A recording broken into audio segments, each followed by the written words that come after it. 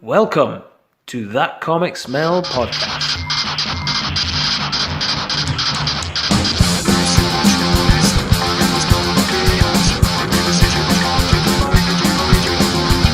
With your hosts, David Robertson, Fernando Pons, Mike Sadakat, and Tom Stewart.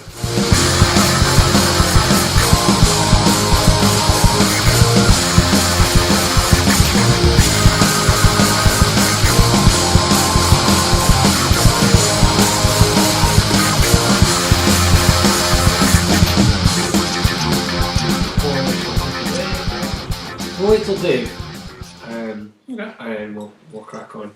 So, Happy New Year, everyone. New Year. And there's one thing, because it's a big year this year in comics. Okay. Because I was looking through who celebrates big anniversaries. Okay. So this year is the 60th anniversary of Asterix. Oh! Oui, Okay. oui. The 80th anniversary of Batman. So it is. Yeah. And the 90th anniversary of Tintin and Popeye. And 90th is this month, isn't it, for Tintin? There's been a lot of people yes. celebrating it so far. Yeah. Oh my god. That's heavy. Yes, big. Yeah, that's really big. Do you know that Popeye was based on a real person?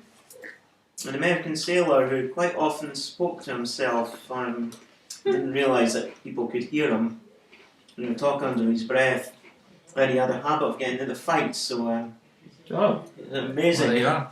Happy New Year. Hello! Happy New Year! Happy New Year, everybody. It's Happy New Year, Rando. Are you? Oh, Good. so Like my Good for Christmas, seeing you guys. Christmas present. Class. August Mash. Hulk. I got 18 pairs of socks, and Oh, 8 of them were comic book related. 18 pairs of socks? No, 17 pairs of socks, sorry. 8 of them were traditional comic related. Christmas gift. Yeah, I No, didn't even of get course. one. Didn't even get Yeah. one. Although I Is- did get I is got- G coming along? I don't know. He said Not sure. he said he wasn't feeling too great. He was going to see Oh, how he was no. feeling after tea. Okay. But I haven't heard anything, so I don't know if he'll be coming. Ooh, there's oatcakes. Good at cheese. The thing is, I've had a New Year's resolution to come off the sugar, you know. Oh really? Aye. Okay. You know. Crisps, you know. Would you appreciate more of a healthier spread? I'm fine. It's all good. Because I could do a healthier spread. I'm all good with I'm, that. I'm just going to avoid the biscuits and that.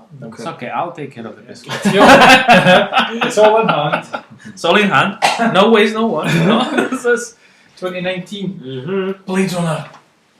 Yeah. Yeah. We're in the Yeah, time you of said. Blade Runner now. Akira. Akira as well. Yes, Oh Tokyo. really? Is that 2019 as well? I think there's a few. Did everybody have a good Christmas? Yes, it was Well, good, I know thank you you. were sick as a dog. Yeah, I had a terrible Sicker Christmas. than a dog. Yeah. That's Good. murder. That's murder. Yeah, it was horrible. It was the hot and cold sweats that were the worst.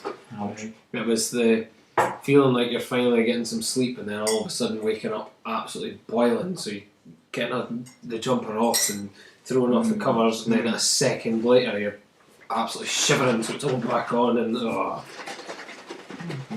Bad fever then. oh, it's horrible. I had the flu. Really? I really did have the flu because when I went to get up. Yeah, that sounds like it. When I went to get up on the 27th, I couldn't stand properly. It was horrible. Remember, boys, always leave the spoon in the teacup. Oops, I put it on the wee bowl. What? That wee bowl. I thought that's what. Oh. I thought that's what. Yeah, it's That was for their disposing fault. of tea Okay. or It's just me that spoons does or that. anything. Then. What a bastard. You're right though, because if you drop in the biscuit, Yeah, it does work for that. yeah. And I often drop in the biscuit. Right, Or you I can't used to. have any biscuits now. You're not going to put the cheese in it, are you? I would. Melted. I would. And oatcakes, does anybody like oatcakes? Yeah, I love okay. oatcakes. Love oatcakes. I eat oatcakes dry. Did anyone else bring goodies that they got for Christmas? Yes. Yep. Yeah. Good. It's not just me showing off. No. Showing off. I was like, I'm gonna. can't wait.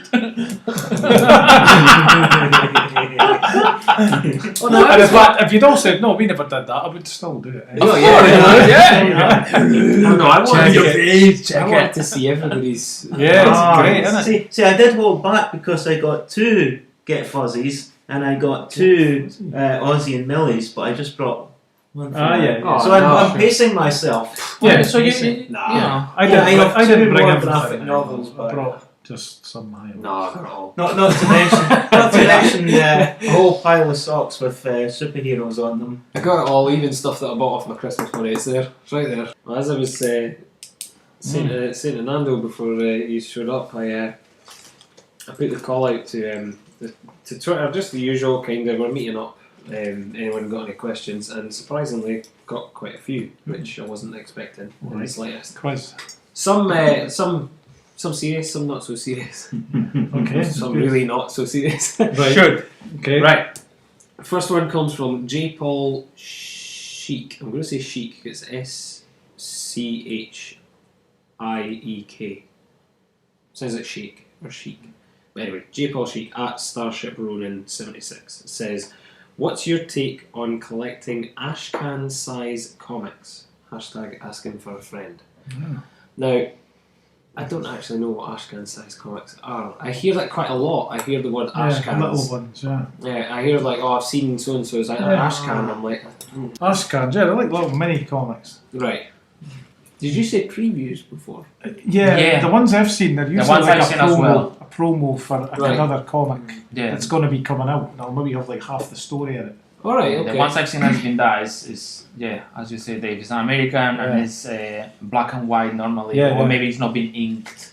Right. And it's in a smaller format. The paper quality might be different as well. And just to give you a preview of what is coming or what. All right, okay. That's my understanding of ashcan. If that what it means for ashcan, then well, it's collectible.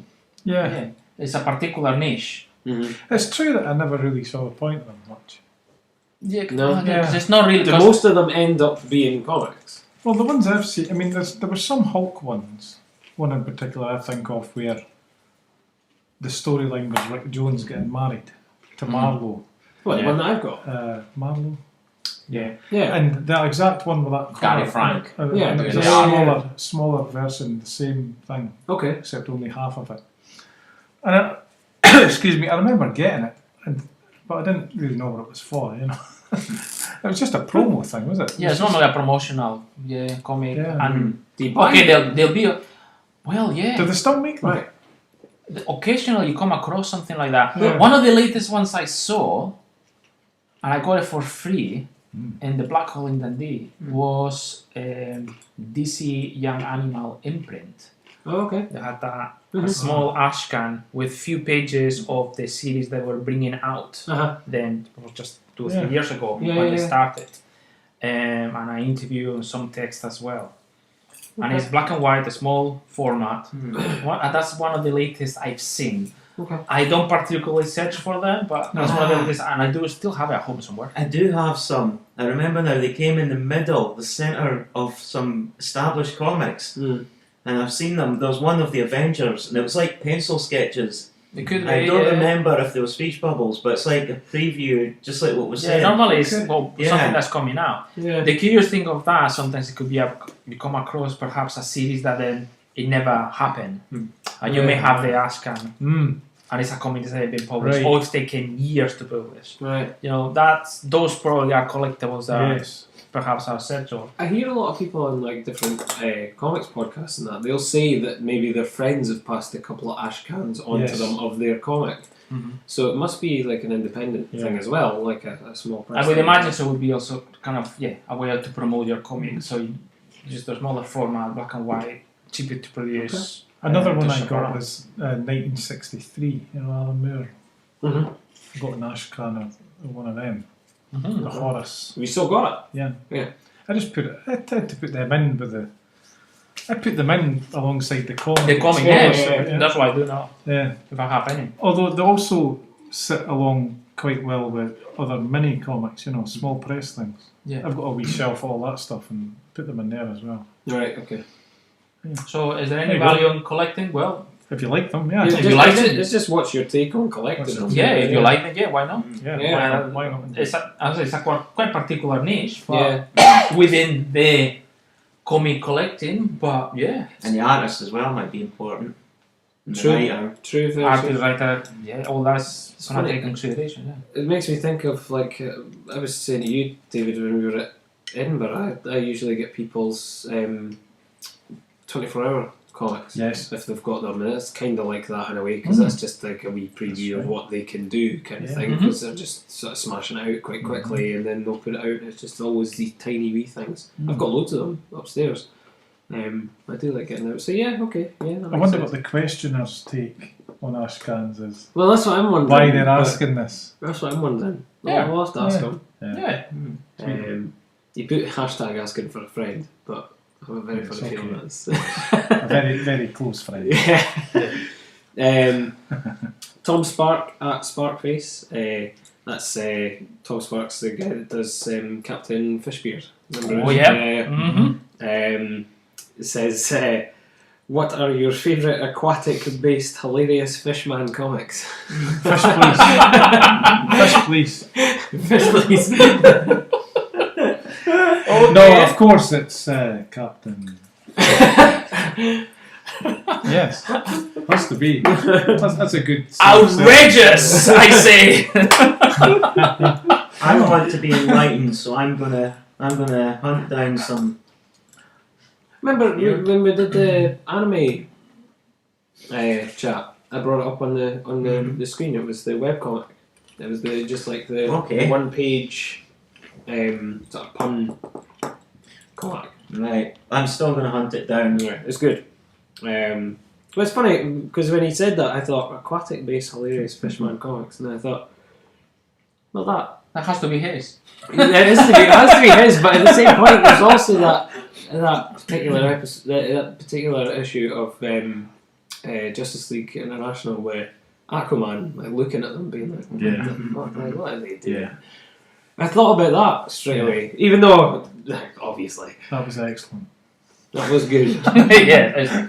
No, it was funny. Yeah. It just him sort of looking at That's them. all being that like, just was, and it's like, That is for real. Yeah. yeah. Have you seen Aquaman at the cinema? No. Oh, so I'm the only one. Any good? It is Like good. it? It's enjoyable. Nice. But as I said earlier, But is it it's funny? not as good as Spider-Man. But is it It's funny? funny. It's funny. It's Is it hilarious? Is it hilarious? Is it an aquatic based hilarious Fishman comic? I'm afraid it's funny, but I don't know if it can beat. It's not Fishman. Yeah, I don't know if you can beat Fishman in terms of humour. No. There's a few giggles in it, but no, Fishman. Even the title sounds. Well, Imperious Rex.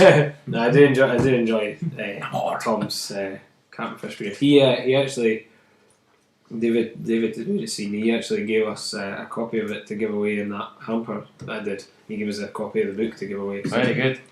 Matt Garvey, creator of Devil in Disguise. Yes. And actually another couple of ones that I read recently I really enjoyed. An award winner. He won the Pipe Dream Comics comic of 2018. Nice. Red Rocket comic, yeah, that was pretty good. Oh, is that the one with the cosmonaut in space? No, that was Captain Cosmic. Oh, okay. No, but that was on like top 10 or something like that. It was on like loads of top 10 lists. He asked, What's the good question? he asked, do I look sexy? Because I feel sexy. I can't see him. I've Well, never seen him. There's actually a video of him walking down in just his scants down London High Street Alright. for a radio show a few years back. So I could get that up on the screen if you wanted to see him. Well, if you look sexy, if you feel sexy, you look sexy. That's right. Everybody's a sex symbol. Somebody. I said to him it was The main thing is how you feel. I said to him it was a very loaded question. So So if many you feel feelings. sexy, if you feel sexy, well, that's you. That's a good answer. Yeah, so carry on. I think if you're dancing, you're sexy. So just keep dancing. And your and sexy you'll feel moves. Sexy. Sexy moves are important. Right. We're on to the serious stuff now. Oh, that, That wasn't the serious that one. wasn't the No. serious one. Put a lot of thought into that. Yeah. Comic Art Festival podcast, the Lakes Comic Art Festival podcast, that Comic Art Fest pod. It says serious one. Serious one, okay. Right. Because This is how they started. Mm-hmm. How do you feel podcasts can improve upon helping comics creators in 2019 that we aren't doing now? Now, that we are not doing now. yeah, the obvious thing that we'd be doing now is just speaking about the books in general. Yes, publicising the work. Trying to share it as much as possible on Yeah. social media, etc. Advertising when their Kickstarters go up and saying where they're going to appear and all this kind of stuff like that. That goes without saying. Like when we had, if we have someone who's been there, done that, and asked them how they did it. Like if you had someone like Dan McDade or someone, or Damon, you had some guy like that on there, and you say, well, right now you're able to like illustrate pretty big characters, but for the sake of our listeners, tell us a little bit about your early start. Did you walk into success, or did you stumble along the way? And if you stumbled, how did you get over it? Okay, so maybe like trying to find out more of like the actual story of somebody who's made it, as opposed to just the work that they're doing at the minute or whatever. Yeah, and not just the artists, the writers as well, or people who ink or do other specialties. And it might be a bit hard trying to find people who'll like talk about it, but I'm sure most folk will remember what they were like in the past, and they'll be like pretty happy to find out. Yeah, even us, David. I mean, David does his own comics. I mean, I think the major thing is we just have to keep going doing what we're doing. I mean, at the end of the day, we're promoting new artists, new comics. Many artisan comics illustrators and publishers are sending us samples that we are reading, reviewing, sharing, giving information to everyone else. We are exchanging questions and information with other podcasts and podcasters as well. So without even trying, we are creating a network to promote comics, and I think that's the major thing here. I just keep going with that passion and that work and never kind of surrender on that.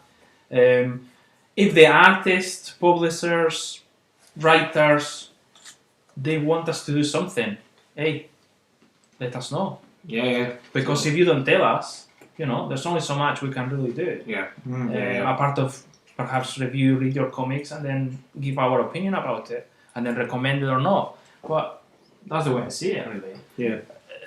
What you say, we already do, we share online, we put it in social media, Promote snacks as well. Yeah, well, that's by the by. Maybe, I don't know. The only... But remember, that was a serious question. No jokes. No, it wasn't a joke. You need sustenance while you're working away. The only extra thing that I could kind of think of is if we speak into different creators, writers, artists, whatever, possibly even finding connections between them, maybe putting some in touch with other ones, but that's kind of hard, to be fair, if you're getting them on at different times and getting people to come and sit down and whatnot. But if you do see that there would be a connection, even suggesting to them like, so and so has a kind of style or whatever that you would like, maybe check them out or whatever, that gets more collaborations on the go. But I don't know if that's... Dave, you are very quiet and you are a comic creator and you are a part of this podcast and you have visited cons and you are part of a comic creator group in Dundee. Yeah. Mike as well, from the point of view of us creating comics. What do you think we should do differently, or how do you think podcasts could help? Could help? It's an interesting question. I don't know that I've ever actively thought, we're doing this to help people doing comics. So it's an interesting take on it. And if I think about what I want from podcasts, I want someone interesting to listen to, Yeah. and I quite like the podcast Comic Books Are Burning in Hell. I don't know if you listen to that one. Yeah. And they've just done another episode, and it's the first one they've done for ages. Really? And I was listening, and they started talking about... They got really quite in-depth into what the comics are about, not like the plot, but just what they do, the effect they're having, how you read them. It was quite heady, and it was quite quick. They were into it again, and I was kind of washing my dishes, going, "Oh, I've missed this programme." But then that's naturally evolved from the people doing that podcast and the way they want to talk, So I happen to like that. That might put somebody else off, wanting to listen to that. Yeah. So really, other than publicising the books, talking about, I just think keep doing more of what we're doing. I can't really think of anything. Just make it interesting. Getting guests on more is good as well. Speaking to creators as well. Yeah. But I don't know if I've got any great insights for that question. I know it sounds really harsh, but at the end of the day, we're just everyday folk like anybody else. We've not got any extra insight as to this hobby, we just say what we think. Creative outlet that we enjoy. We just sit down, read them, and then spout off to each other. Well, first of all, fans. That's the thing. And we're fans with the same affinity and the same hobby. And I think just by sticking around, doing the podcast, staying consistent. Yeah, and it's also the same for people that make comics. If you just keep going, there's a certain momentum that you do get a kind of grudging, not even grudging, but there is. It's got to be acknowledged. It's acknowledged. Yeah, these podcasts that have been going a few years now. You sort of they're around. You kind of not rely on them, but you go, well, there's another one of them. Great, turn it on. So it all becomes a part of the landscape, It's all like the scene, the comic scene. Yeah. It's just, the cons, the podcast, the workshops or whatever. It's all part of the scene. Yeah, good. It's good, man. That was good. That was just horseshit. We have to edit that. It was a serious question. Was that not something you're meant to whisper in my ear? Sorry, that was a microphone failure. Yeah. Now, 2 questions from Dan Butcher. He's one of the 3 hosts from Awesome Comics podcast as well at Vanguard Comic. Said first question: what comic/genre would you like to see in small press that currently isn't being catered to? As you probably guess, I'm a big fan of natural history and science. Yeah. And you don't see enough actual science and geography and so many things that you can actually teach in schools using comics. Educational stuff using comics. It is there, but you really have to search for it. There's things like, not many people know about, say, the Great Bone Wars between the 2 scientists, Charles Marsh and Edward Cope. They fought each other quite violently with the people they hired in the Wild West in the late 1800s because they had a grudge and they had a contest to see who was going to name the most giant fossils, including lots of dinosaurs. A lot of the dinosaurs we know today are mostly thanks to them too. And a while back, in the early 90s, there was an educational magazine, and part of it was different sort of genres inside it, but part of it was comics of various stories, and they actually had a comic of the Great Bone Wars, and it was drawn sort of like seriousness. If they took, it was like 2 pages per issue, but if you took all of them out and put them together, it'd become like a normal sized comic, and it was just brilliant because you immediately got interested in it. You could see instantly the emotion, and these 2 friends, they got together, they had like common interests, and they had differences as well, which seeped out every time they met each other. And then something happened. One Cope was deeply religious, Marsh wasn't. They saw an animal you call Archaeopteryx, which is often referred to as a halfway house between true dinosaurs and birds, and Cope was shocked and went into a Great Depression when he saw this, and Marsh was like, yep, makes sense. And also Cope invited Marsh over to his museum, and because these 2 were, Cope had a very rich father, and Marsh had an extremely rich uncle. So they were loaded. So they could do all these sort of things. And Cope visited Marsh, and Marsh visited Cope in his museum and went up to him and said, "Oh, that giant skeleton you've got mounted over there, the head is on the tail." and a big argument started between them both. No one agreed to lose, but then mysteriously later on that night, Cope went into the museum, took the head, and it was actually an animal very similar to what people believe the Loch Ness Monster is. Alright. But it was hilarious, and there's so many odd stories. I mean, you could do a graphic novel, say Captain Scott and Ernest Shackleton. You could do graphic novels of Darwin. You could do graphic novels of Humboldt, the German explorer.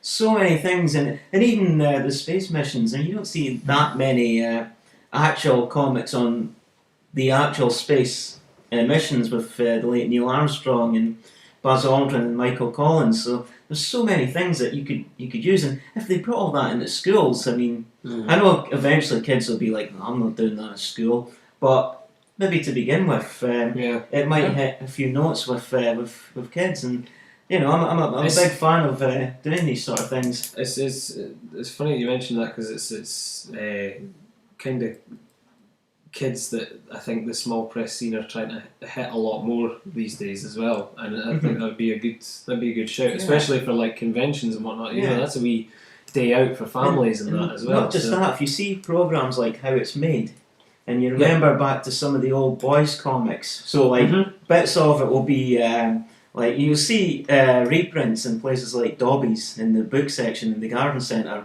and you'll have like a few pages of like military fighting, and then there'll be a 2-page pull-out in the middle of how a submarine works, and it's stuff like that. It's absolutely fantastic. They've got really good artists to like paint submarines, and it's like a split section, and you'll see like a plan, and you'll be like, I want to see more of this. Yeah, that used to be in the Eagle. All that. Yeah.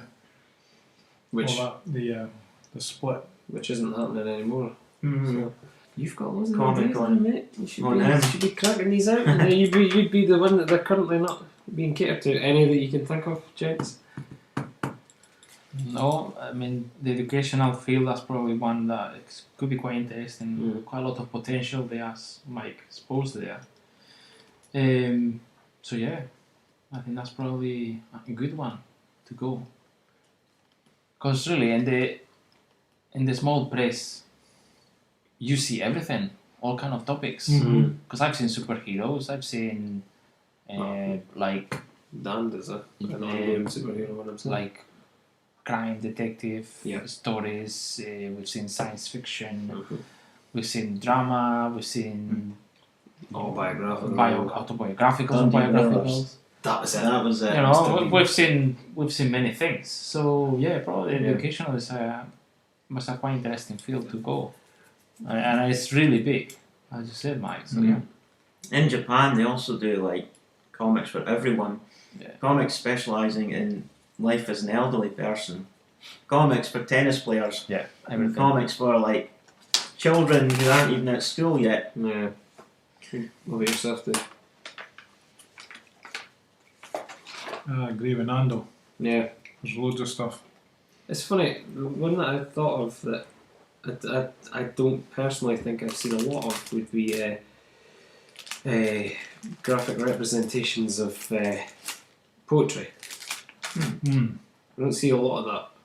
I've seen people do poems and maybe do like stuff going along with it, but I'd like to see more people actually taking well-known poetry and turning it into graphic displays, you know. Beowulf might be the exception, but other than that, I just think it'd be interesting. Like, I'm not massively into poetry, but I have seen a couple that have been like that. I've never seen people do their own sort of small, sort of zine-sized ones or anything like that. But I think it'd be something that would fit quite nicely, especially with the whole single-page thing that's going on just now. Because you could have a single page that's got a paragraph, and then that's that paragraph illustrated on it or whatever, you know. I think a lot of the time the writing in comics is kind of like poetry. I feel like approaching it quite a lot. Yeah. Some comics I've done, you'll just get some line and you go, I like that line. Okay. Remember that one about, just to talk about my comic for a minute. But there was one I did, Unexploded Grenade, and it was like 4 panels of the grenade in the water, and I just had the picture of like the water and the grenade in a row, discarded at the cessation of hostilities. And I remember just writing that line and then stopping and going, shit, that's a good line. I've done it. That's And I don't write poetry, but poetry's about getting the great words in the perfect order sort of thing, and not too much going around it. I had a bit of that feeling when I did that. Saying less, but meaning more. Yes. Right.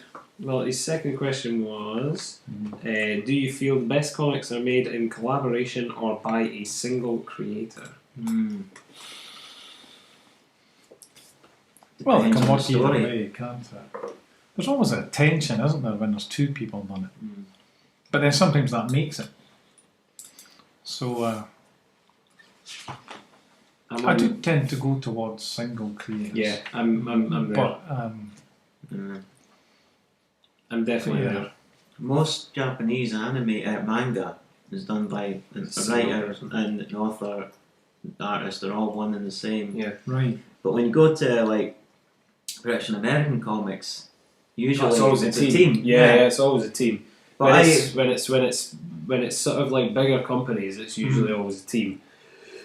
But not lots. If we turn around that, if you look in Europe, Mhm. the most of the collections in Europe and albums in France, Belgium, many of them are collaboration between a writer and an illustrator. Yeah, it's just duos more than anything. There's not an actual whole team behind it. It's usually just duos, which is you'll find that like one will do like the writing and the lettering, and the other ones will do like the pencils and the ink and the actual getting together of the book or whatever. So that's the.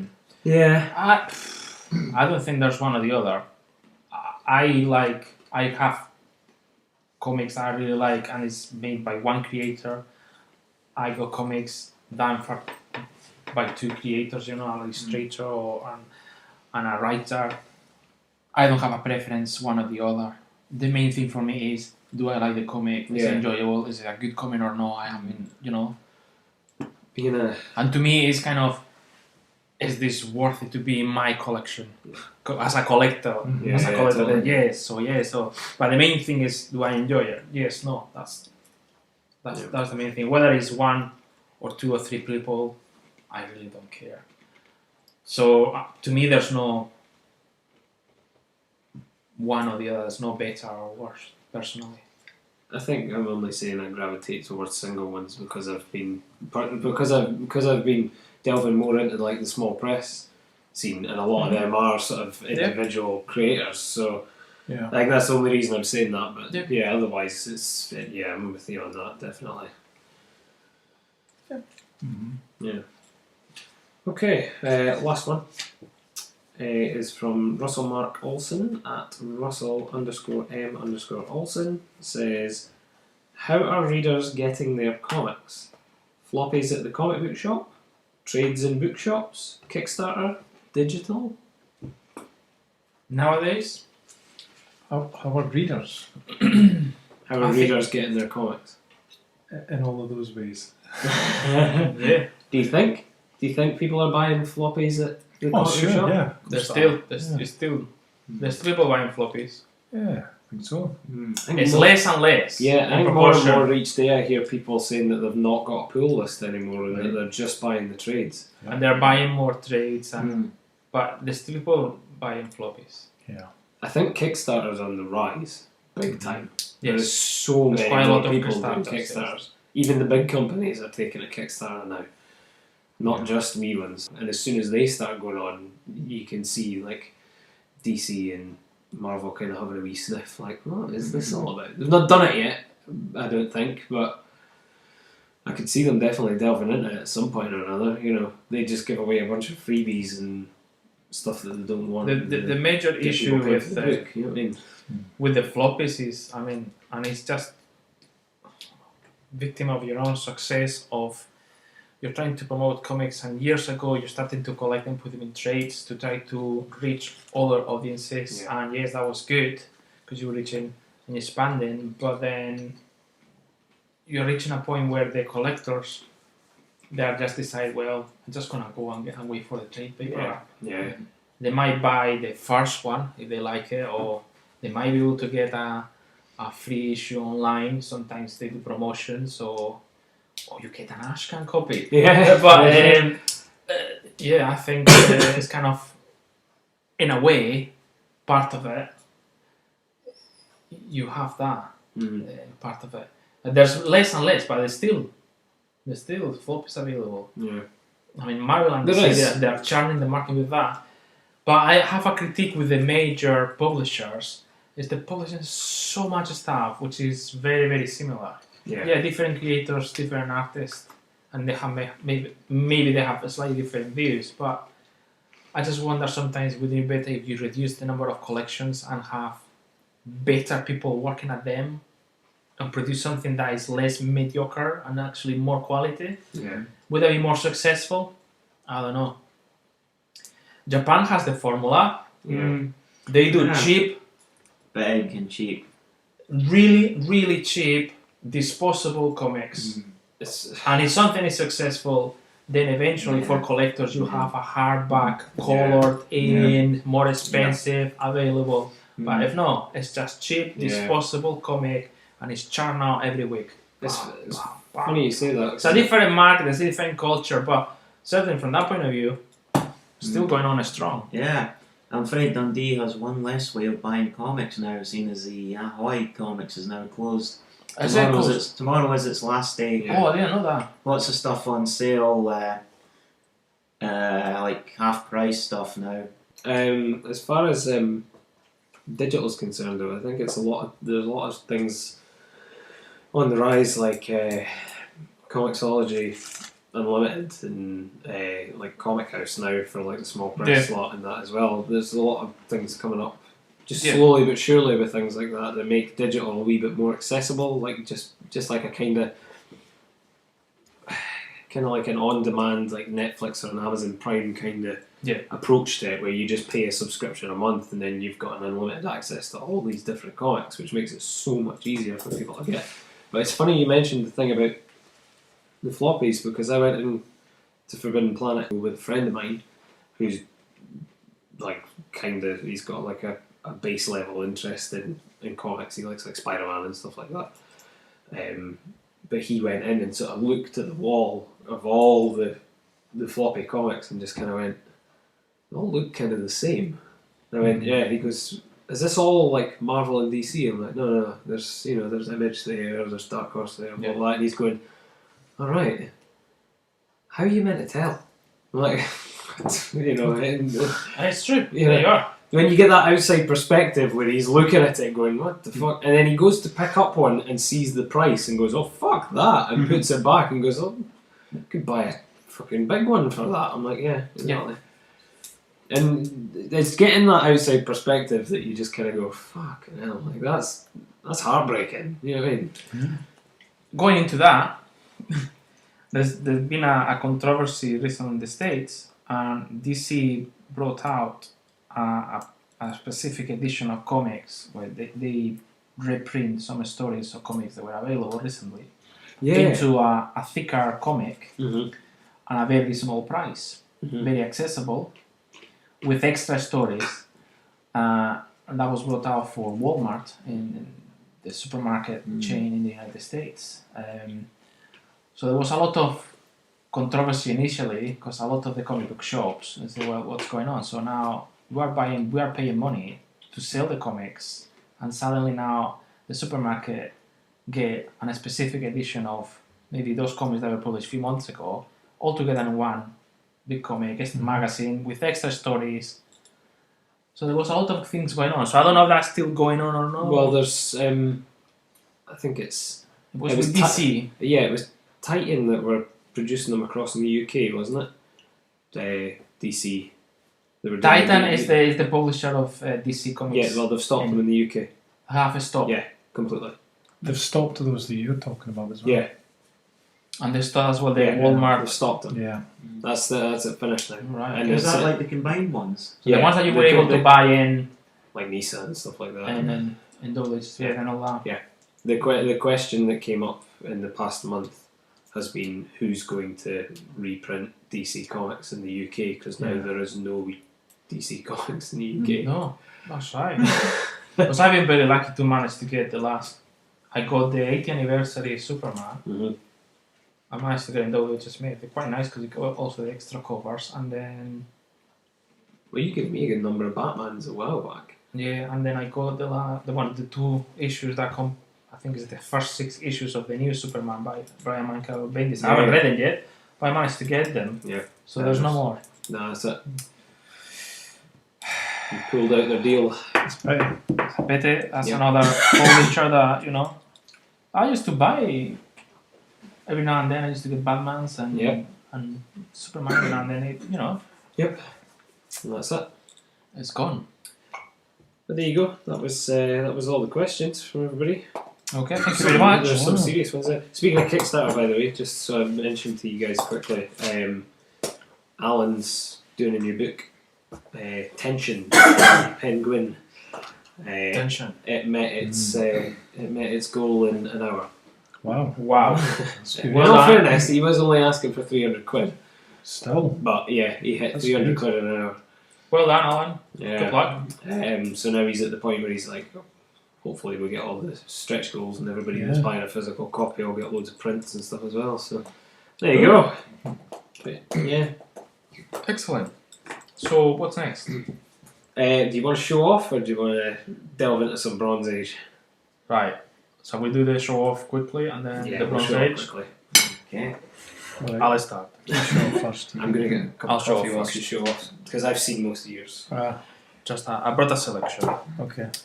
So I got this, which is the Marvel Star Wars The Force Awakens comic adaptation of the film Nice. in a hardback edition that I was quite surprised, actually, quite taken by it. Yeah. I really enjoyed that. I bought Really it as issues when it came Yeah. out. Really nice It was art. nicely done, and, yeah, it was nicely done. Yeah. It kind of remind me of the old adaptations of the old films in a way. Yes. There was that sort of feeling of it, and I thought, yeah, that's Yeah, it's Yeah. nice. nice space. And I did quite like it that it was in a hardback. I enjoy that too. I don't normally buy hardbacks, but that one, it was very reasonable in price. Dave, you got number 1 last year in Glasgow, didn't you? Yes, I think I did. Yeah.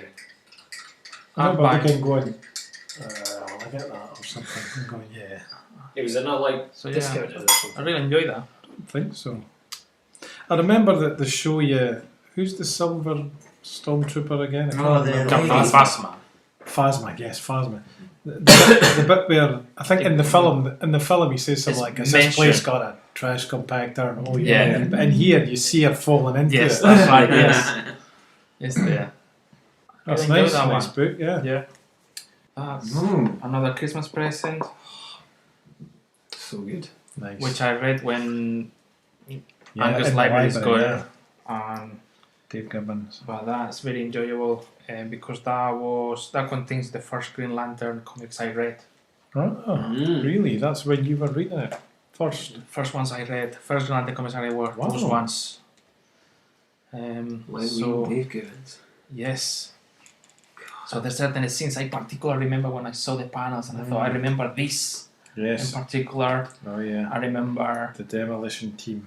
the The Predator. yes that Oh yeah. is embedded. This panel, I thought, wow. Yeah, that, eh? So thank you, Dave Gibbons. Nice one, It's just- Dave. Imprinting my memory. Dave does it again. Yeah, it does. So So good. yeah, it's really nice. It's a nice collection. I know there's a next one as well. So, yes. But there's another one. It's volume 2 when Dennis, John Stewart. Mm-hmm. That's right. I Takes remember the getting Is becomes that the Daniel dream. O'Neill stuff? Or Or is it still? It's still Dave Gibbons, it's still there. I mean, Dave Gibbons. that's a nice I one. actually, going back to your Force Awakens, Yeah. I read the Last Jedi comics, Mm-hmm. and I was actually able to just enjoy that a bit more because it was just like some comic, you know. Instead of, I wasn't feeling like this was the new Star Wars film. Right. It was just some Star Wars comic I was reading, you know. So I was able to I'm escape sure I can into it put for a myself bit. through that. I know. I'm sorry to bring that up, but The episode 7, yes, I really like. Rogue Yes. One as well. Even Solo, I've enjoyed it. I watched that last week for the first time. I watched Solo and I enjoyed it. I thought, yeah, that's fine. It's good. Yeah, it's a pity it came I out watched it at with that Mike. I time. watched it with my son, and we sat Did you down. like it? Yeah, because Yeah, good. actually that was really good. That was Yeah, funny, yeah. and it was things about the old films. Yeah, he enjoyed it too. Good. So that was to me is a good reference. So yeah. Anyway, Good, yeah. and And now, Tom Kane and the The Vision. Vision. Yes. The 2 volumes, the 12 issues. Okay. That is really good. Is that complete 12 That's issues? Yeah. They should have done one book. Eh? They've they've Maybe. done the floppies, they've done this, Yes, and and now I know there's a hardcover Right. edition with everything in But all together in a big book. This is nice, though. Eh? Is that your lot? Yes, and the Stranger Things book. Oh, the Based on the TV. TV series. Yeah, Oh. that was quite good actually. Oh. Right, Dave. Sure. Yes. Dave. Okay. Come on, Sure. You want to? You can't wait. I've got some stuff here. Oh, Giuseppe says he's got it, by the way. Say hi to lads. He's got it. Is he sick as Hi, Giuseppe. Take care. Happy New Year. Go Hope with you get better. read the comic. Yeah. This one you've seen because Yes, finally got it. the demon. By Jack Kirby. Because I have a couple Wonderful. of issues of this. I'm feeling like such a role model at the moment. Well, Yeah. looking through. You were the when first you one. brought that in. I was looking. And then going, second, and then- I've got to get this one. like when you see the scene where Jason Blood walks into a pub, and like Yes. every other picture, it's absolutely epic. No battles or nothing, but you're like, whoa. It's just almost Kirby too at his much. best. You know, I just open it and I just look at the panel and go, oh, for God's sake! You know, he's looking in the mirror there. Oh, it's just too much. Every, you know, I don't need to tell you. I'm going to lose it on camera. The King. He's Okay. absolutely losing it. Indeed. So, can't wait to read that. It's really good. You're going to enjoy it and you're going to reread it again. I've read Oh, the odd these issue of it. You know. Chunky, big bad boy things.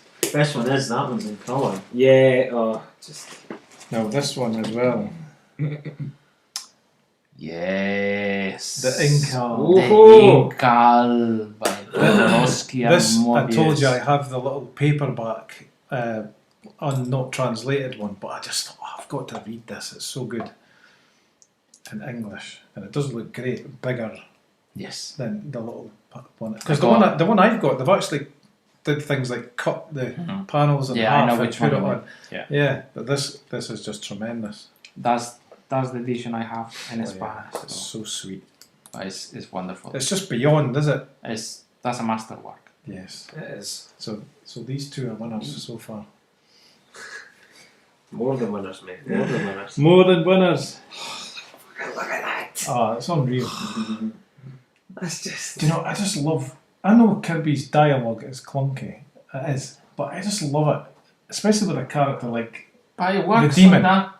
It works on the Yeah, comic. it's the way. It's like he shouts things. There's one panel at the start of that, and he's shouting, "Etrigan, Etrigan!" He's shouting. He's on, and it's the intense. His face. It's just the power. Yeah. It just works. I'm preaching to the converted. Yeah. But I'm enjoying it. I just love. He's just I was untouchable. listening to somebody talking about him, and it's just the fact that they say like he just doesn't even miss a single detail at all. He's just like, you want 12 horses, you'll have 15. Yeah, that's a good way of putting it. Okay. It's just good. It's just the king. Beautiful. Now this one, Soldier's Heart, Carol Tyler. Ooh. You remember Carol Tyler with the job thing, but this is all about her dad. You know, her dad was in the war, and so he's in the war, and it's her relationship with him, and it's just really fantastic. You know, she's a really good writer. Dead funny, dead emotional. Oof. And it's just so well done. Oh my Look at god. that, brilliant. I don't know what will spoil this because I've only read so much at the start. That's a beautiful size. Oh yeah. She's actually done a newer book. She's just done one about the Beatles as well. Oh. About going to see the Beatles when she was a teenager.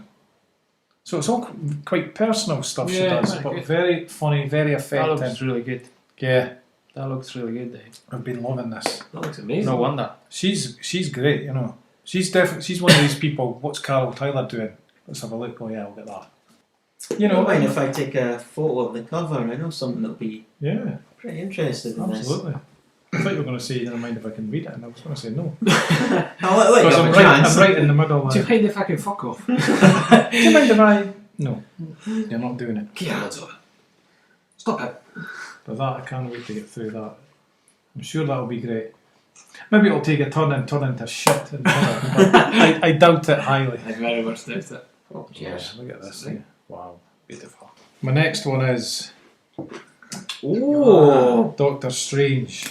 Stan Lee, Steve Ditko. Is that eternity? By the eye of Agamotto. Do you know a lot of these were like things I've got issues of here and there, and I just finally thought I just want to read. You know, A chunk. yeah. Yeah. So beautiful, Ditko. Oh. Absolutely amazing.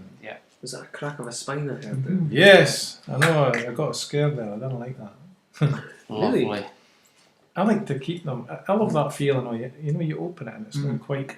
Yeah. Yeah, Yeah, true. I And like I it, try to keep that. I always did that. Yeah, I mean, it always goes It's away done. a bit, but yeah. So this is so good, eh? Ditko. I think- This is beyond comprehension as well. Oh, yeah. For Yeah. anybody who came up with this. But there it is. And the famous panel of he's at the crossroads, eh? He's at in the other dimension. Oh, there's some great panels in there.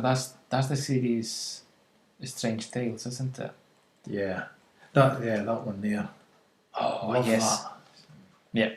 And this is one of the issues I got, and it was Strange Tales. It was reprinting it all later on. Mm-hmm. It wasn't in the 60s issues I had. Yeah. Because the original series was Strange Tales, and then later, because then it was Nick Fury. That was Share magazine with there Doctor he is Strange. there he is on the cover. Oh, right, there you are. So later on, maybe 70s, 80s is when I got in issues of and I had this. But these are 60s, And here we are. late 60s, early. And that early again 70s. is these British. Yeah. Yeah, they're good edition by Perfect. Hachette. That was like £8-9. Yeah. And I've seen the same comics in a like American edition, and they're all like Pay a lot 40. more. Yeah. 40.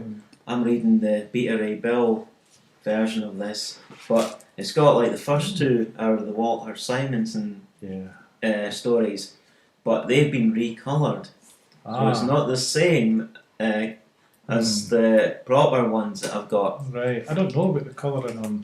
That looks like it's the original colouring, Yeah. because It's quite solid kind of Yeah. layers, which is good. I like that. I'd expect to see that in the original comic. That looks tremendous, doesn't it? Okay, I've got one more thing here that I brought, and it's an oldie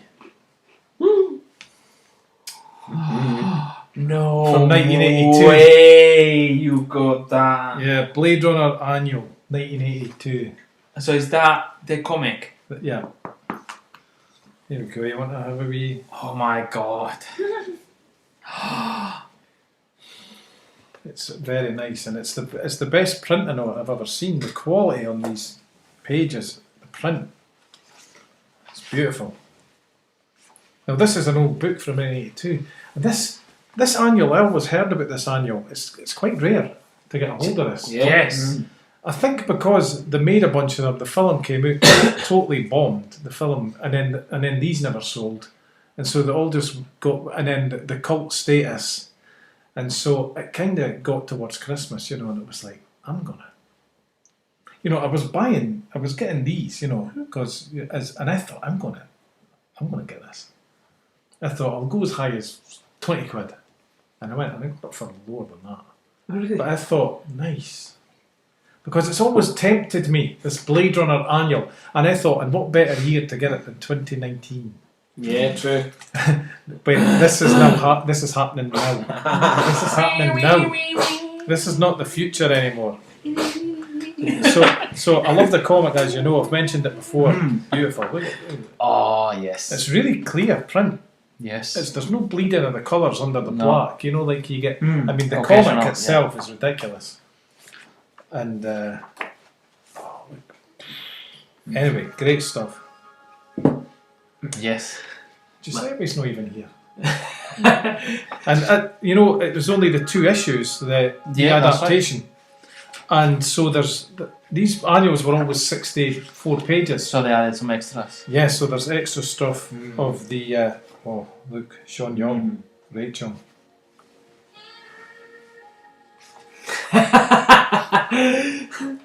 We cannot reproduce what Dave just done there. With the music, the music and the photo. It was sexy. Yeah. It felt sexy. It felt sexy. It looked sexy. I felt we needed that music right That was now. good. And there's all the cast. Wow. And then they've got different photos.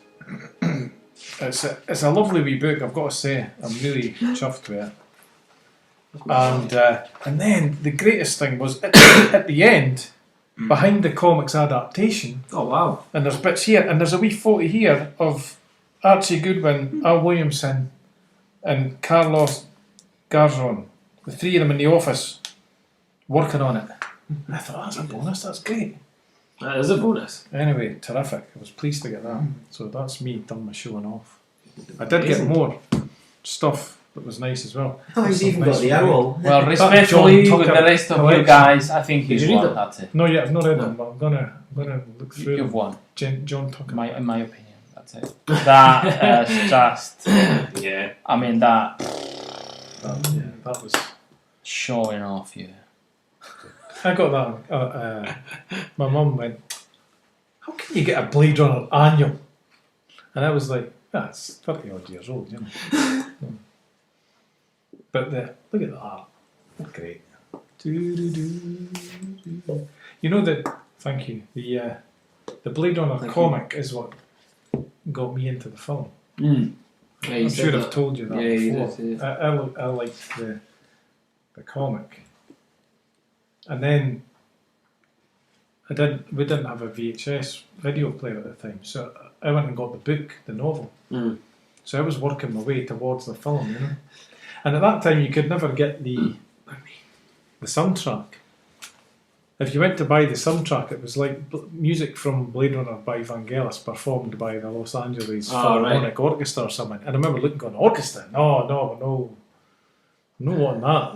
It had to be the synthesizers and all that, the Vangelis kind of music, you know. I had read bits of this comic because they put it into Return of the Jedi weekly. You know, you got like 4 or 5 pages every week. So I had odd bits of it. I didn't have the whole adaptation. And that's got their narration by Deckard. And I remember actually watching the film and being disappointed that the narration was different than what was in the comic, because I was used to that. I see, it's got that. That's a great It's ending. got the bit that they changed the original. When they showed the original. There's 4 different versions now. Yeah, well, this is the happy ending one when they're going out into the woods. I like that ending. Actually, it's dead funny. When I put it on Monday, it's got the 5 different versions, and it's got introduction by Ridley Scott. And Ridley Scott's like sitting there, and then before it comes on, he's like, and this is the theatrical version that was out in cinemas and videotape in the 80s, and lots of people got into it with that version. And he said, this isn't my preferred version, but I know it's got fans, so I hope you enjoy it. You know Ridley Scott, he's just totally dead bland, just like, here it is, okay. I hope you enjoyed it. It was cool, I liked it. Even, he wrote a bit, and it was like, my intention is that you get the film in the version you want, you know. So you put all the versions in this box set, you know. He's obviously learned from George Lucas, changing Star Wars and then denying people older versions, you know. He's like, no, sell them everything. You can tell he liked, Mobius and all that, because his art style's quite like him. Yes, well. that is a big influence for him. Yeah. So. Right. sir. My turn to make you guys jealous. Yeah. I went to a talk at Blackness Library, filled in a questionnaire, and they gave me a £20 gift voucher from Watterson's a few days afterwards. What? Yep. So with that, You just throw that story in. yep. Well, thanks definitely. very much. Okay, What bye. was Goodbye. that? Next Tom. We'd have loved to have known that. So with that, Well done. I mate. bought this. Good. Batman Arkham. Yep, it's Penguin. focusing on the Penguin. It's a collective of several of his best stories where the Penguin is the main character, and quite a devious one at that. I've got some of these sort of separate, but this one had a few stories I was really wanting to read. So it's our favourite gentleman of crime. Nice mix of stuff there. And I bought, with the same voucher, which you guys really are jealous of, I bought this. Dragon Ball, the time I got reincarnated as Thanks very Yamcha. much. I have to kill you now. So you can only really enjoy this if you're a Dragon Ball fan, because you won't know the sort of in-jokes behind Yamcha. I had a look at it earlier. It was Yeah. quite funny, some of the bits. He's become more of a punch bag Yeah. in later years, even though if he was transported in the Marvel or DC universe, he'd be one of the strongest by far. But characters in Dragon Ball tend to be really super powered, and he fell behind, and this kid who's a Dragon Ball Z fan ended up dying and getting transported in Yamcha's body, wakes up at the beginning of the franchise, so he knows what to do, he trains, and it's a bit of jolly fun, and you find out afterward how this has all happened. But I'm not going to spoil anything. One Punch Man. Yep, thanking you very much. Here we I've go. got the other volume which I'm still to read, but Punch. this one is fun. This is pretty funny because you talk about super powered heroes in Dragon Ball. This guy can kill anyone with one punch, which makes him extremely bored. So he's spending his time going, I've beaten him once again with just one punch. But it's like a conspiracy. There's all these monsters are appearing out of nowhere, and he's got this cyborg who he saves, and he's like, wow, I want you to be my master, my sensei. The artwork's fantastic, and The anime is funny as anything. I've been watching it recently. Yeah. It's just him. Like everybody else in the universe is taking it so seriously, and they're like proper manga all about it with the hair and everything, and they're going all mad. Whereas he's completely bald, and he just kind of pops up in amongst all of it and just goes, "What are you up to?" And like they all start like having these big long dialogues at each other, and you will be broken in half, blah blah blah. And he just goes, yeah. all right, like just kind of goes along with it, and then just goes like they'll say to him like, coming at you with fire punch or whatever, and he goes, one normal hit, and the guy will just explode, and then he goes, well, And he's keeping this expression. yeah, the whole Yeah. time. Right. He's just kind of like, oh well, Yeah. noodles. Here we go again. Damn it! It's so Finished in good. one punch again. Yeah. That's quite funny. That's good. Yeah. He's got like a whole bit where he has this like. There's one of them where he envisions this whole battle in his head where he's actually getting beaten. He's like, oh my god, this is amazing. And then he goes to go have the battle, and he goes down and he gets all psyched up and he punches the guy and he completely explodes, and his whole rest of his crew just bolt and run away, and he just is like, no! Standing there like, why? So bored. This looks really good. Yeah. So much effort's been put in. Somebody's drew nipples on him with a permanent marker. He's That's why he's so angry about it. marker.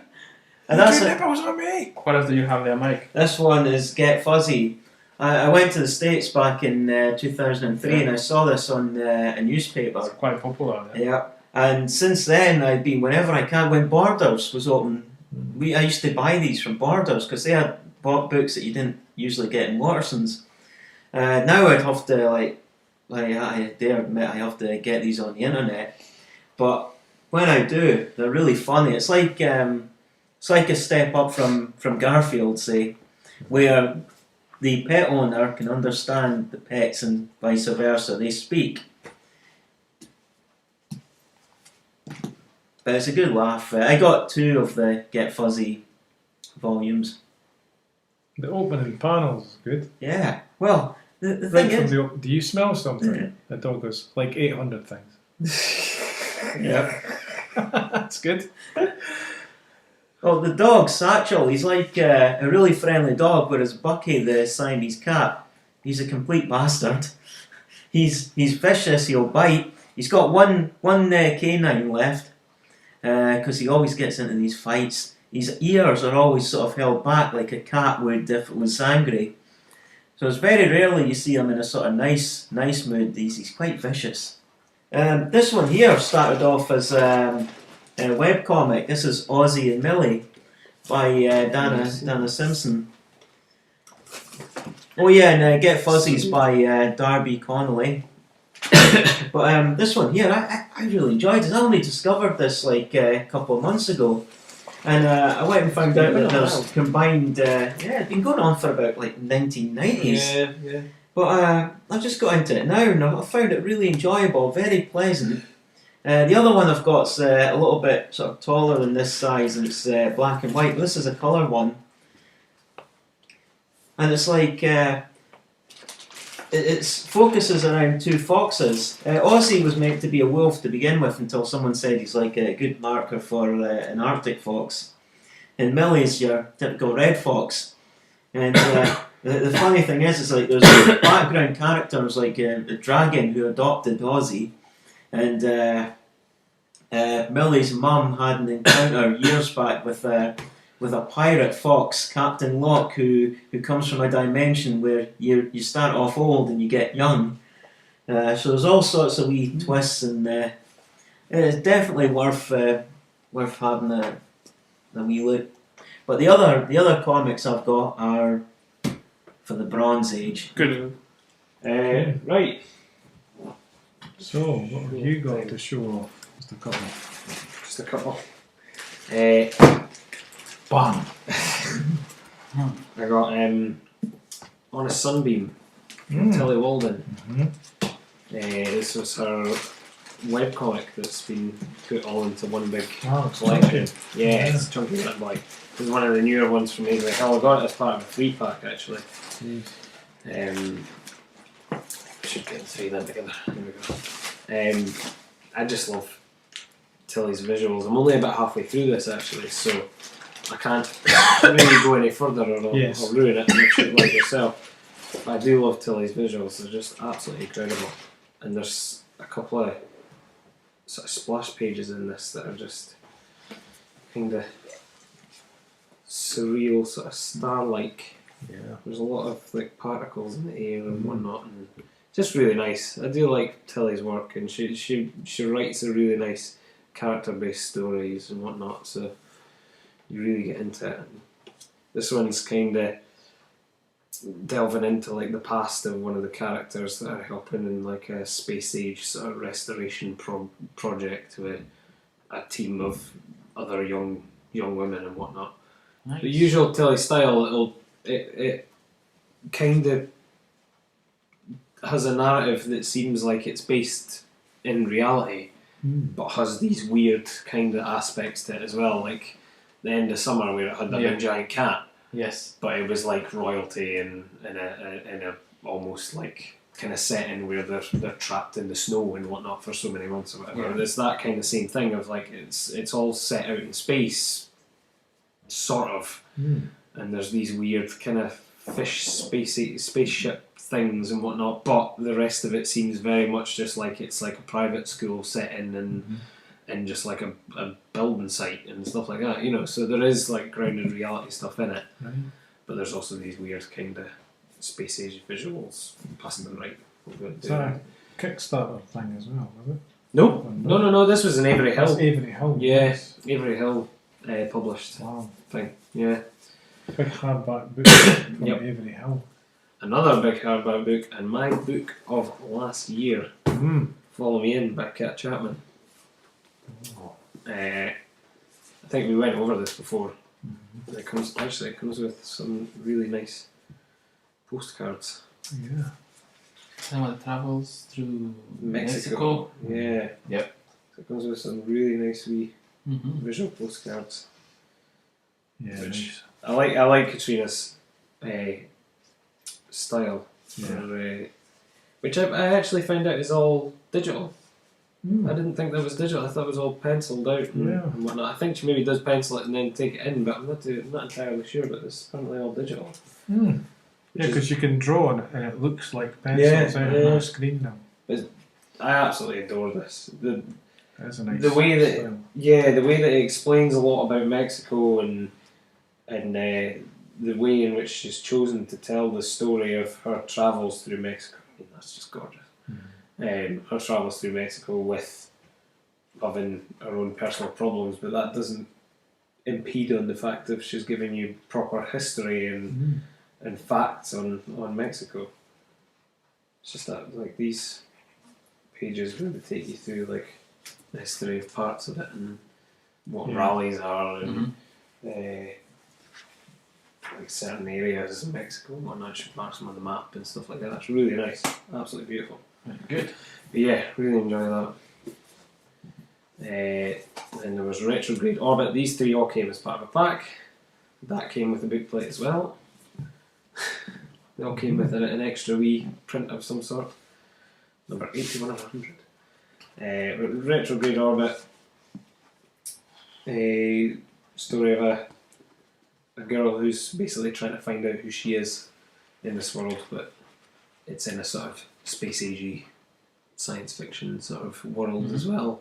I just love these sort of different one-toned pages. Yeah, very, very Daniel Klaus Ghost World sort of thing. Yeah. And they change. I think it changes the mood of the pages as well. It starts off very light and starts to go a bit darker as it goes on, and then turns out red and whatnot. It kind of depicts the different places and whatnot as well. So yeah, it's good. Yeah, so my mum very kindly got me Paper Girls #1. Aha. I was really enjoying that. I think I got through the first 3 volumes or something before I kind of fell off. So this is me now actually finally getting them in physical. So, and I can't wait to actually make up the picture, because apparently it makes up a nice big picture when you put them all together. So Very good. But yeah, I really enjoyed that story. Nice sci-fi story. Kind of weird sort of Stranger Things vibe going on about this as well, but I'm not a fan of Stranger Things, but I do really enjoy this.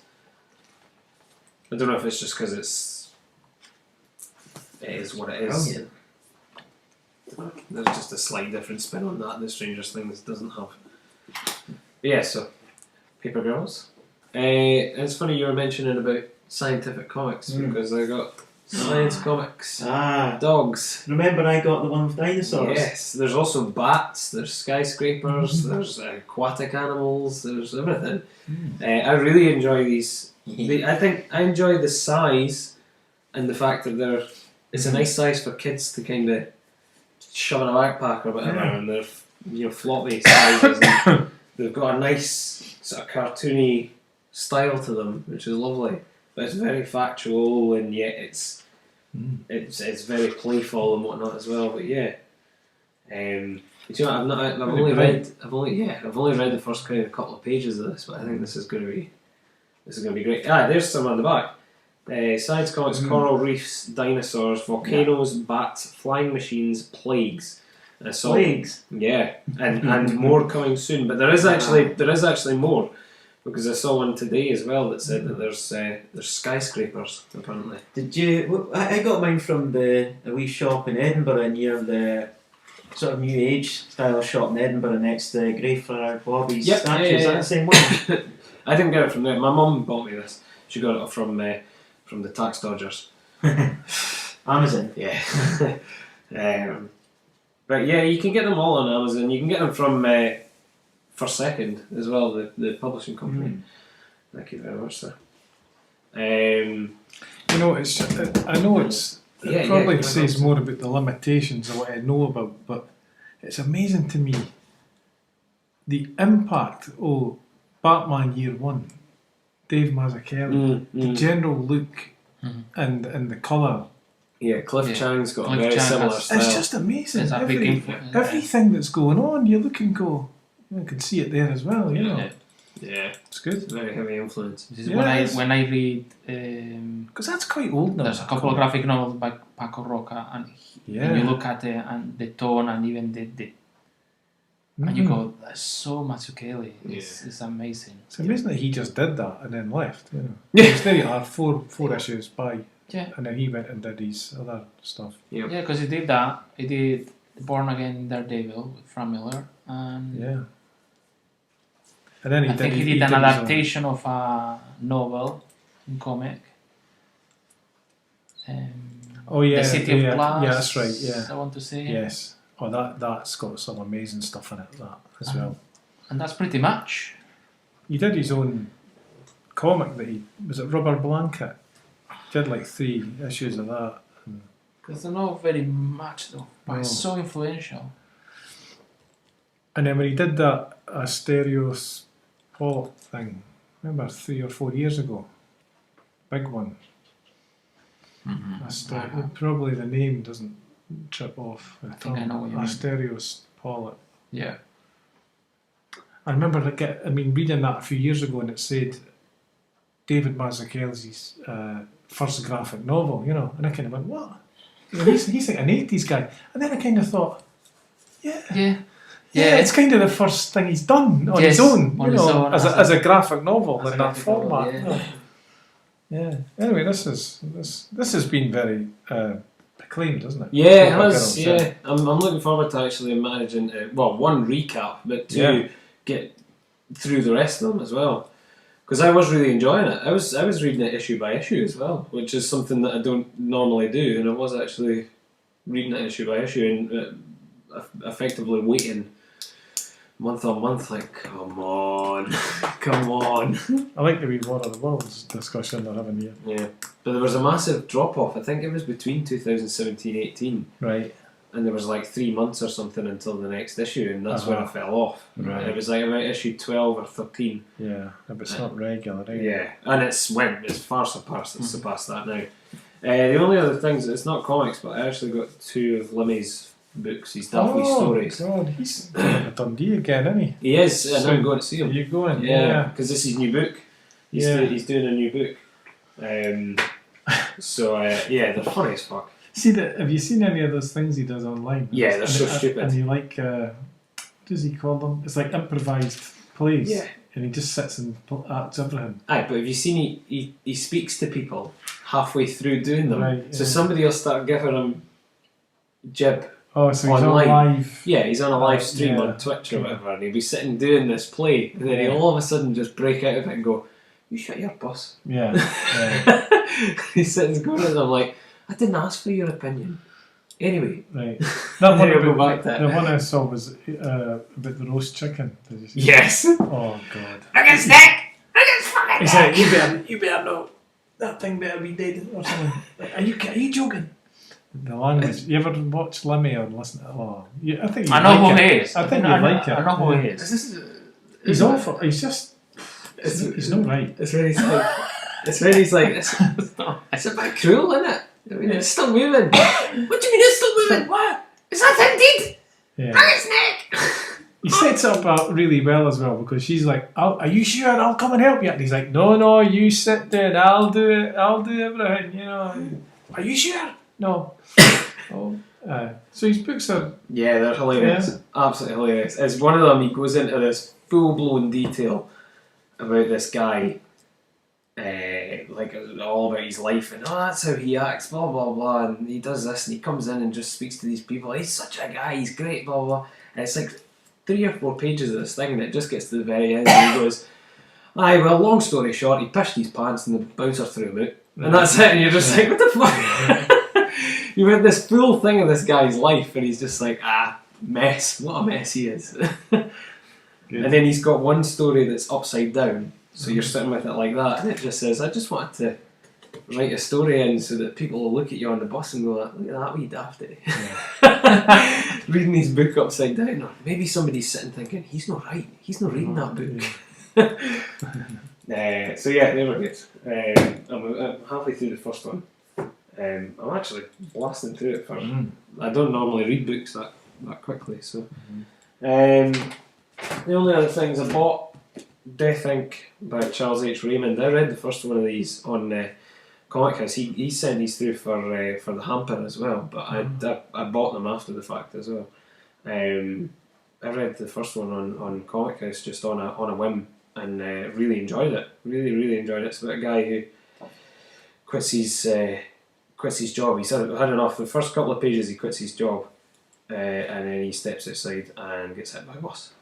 And then he goes into the afterlife and finds out that the afterlife is work. Right. You get assigned a job. Yeah. And that's it. It just goes from there. But I've read the first one. I'm going to make my way into the second one now. But the first one was really good. Really blasted through it. And it's one of these ones where it's like all like this sort of setup. There is panel work, but it's all right down the middle, and there's a lot of negative space at the side, kind of thing. Like wee bits like that, but it's always sort of uniform down that way. But yeah, really enjoyable, really good. I like the visuals, and it's got a nice funny style and whatnot to it as well. And the only other thing was, for a thank you for sending on the hamper, Tony sent us some books. No brag. The guys that do Hilda, the Hilda folk books. Oh yeah. So he sent us on 3 different books. Nice. If we wanted to read them, and there's also some postcard prints and a couple of bookmarks. I was going to keep that bookmark. I've seen it though. But you're welcome to dig in and have them a read and pass them around, see if you fancy having a read of them. It's really good. Yeah, that's really good. So that's my lot. It's an impressive lot. Very good. It was really nice of him to send them on. I've not read them yet, so I'm looking forward to it. I remember when this came out, Andy Piaggi's. Yeah, he's got a new one out, I think. Yeah. That's property. I thought we could just kind of pass them between each other, kind of thing, you know. Yeah. So there you go. Very good. So I'll go first. yes, And then I'll go bye. That's been nice. As I was saying to you earlier on, I sat down and I just wrote down things that are key from the Bronze Age and comics and collections and characters that were created then. And it's huge. It's a huge scope. There's so many things there. yeah, And that's the main thing. And one of the things that kind of in the vast majority you go through, and so you have the Golden Age, which is you call the first superheroes in comics. You have the Silver Age, which is kind of to the point where Marvel appears, and you go a revival of the superheroes, and you make it in the superheroes with that human sort of element as well to make them more approachable. Yeah. And then you got the Bronze Age, which you're reaching a point where a lot of the fans that were reading comics now they're actually making them. yeah. And if you go through lots of them of that era, and you notice that it's certainly a push for social relevance, for social issues that are happening in real world. Because for the first time in superhero comics, you're seen talking about politics, about poverty, about drugs, about violence, abuse, about capitalism, communism, inequality, and it goes through that. You see that in Green Lantern, Green Arrow, of that era, with Neil Adams as the artist.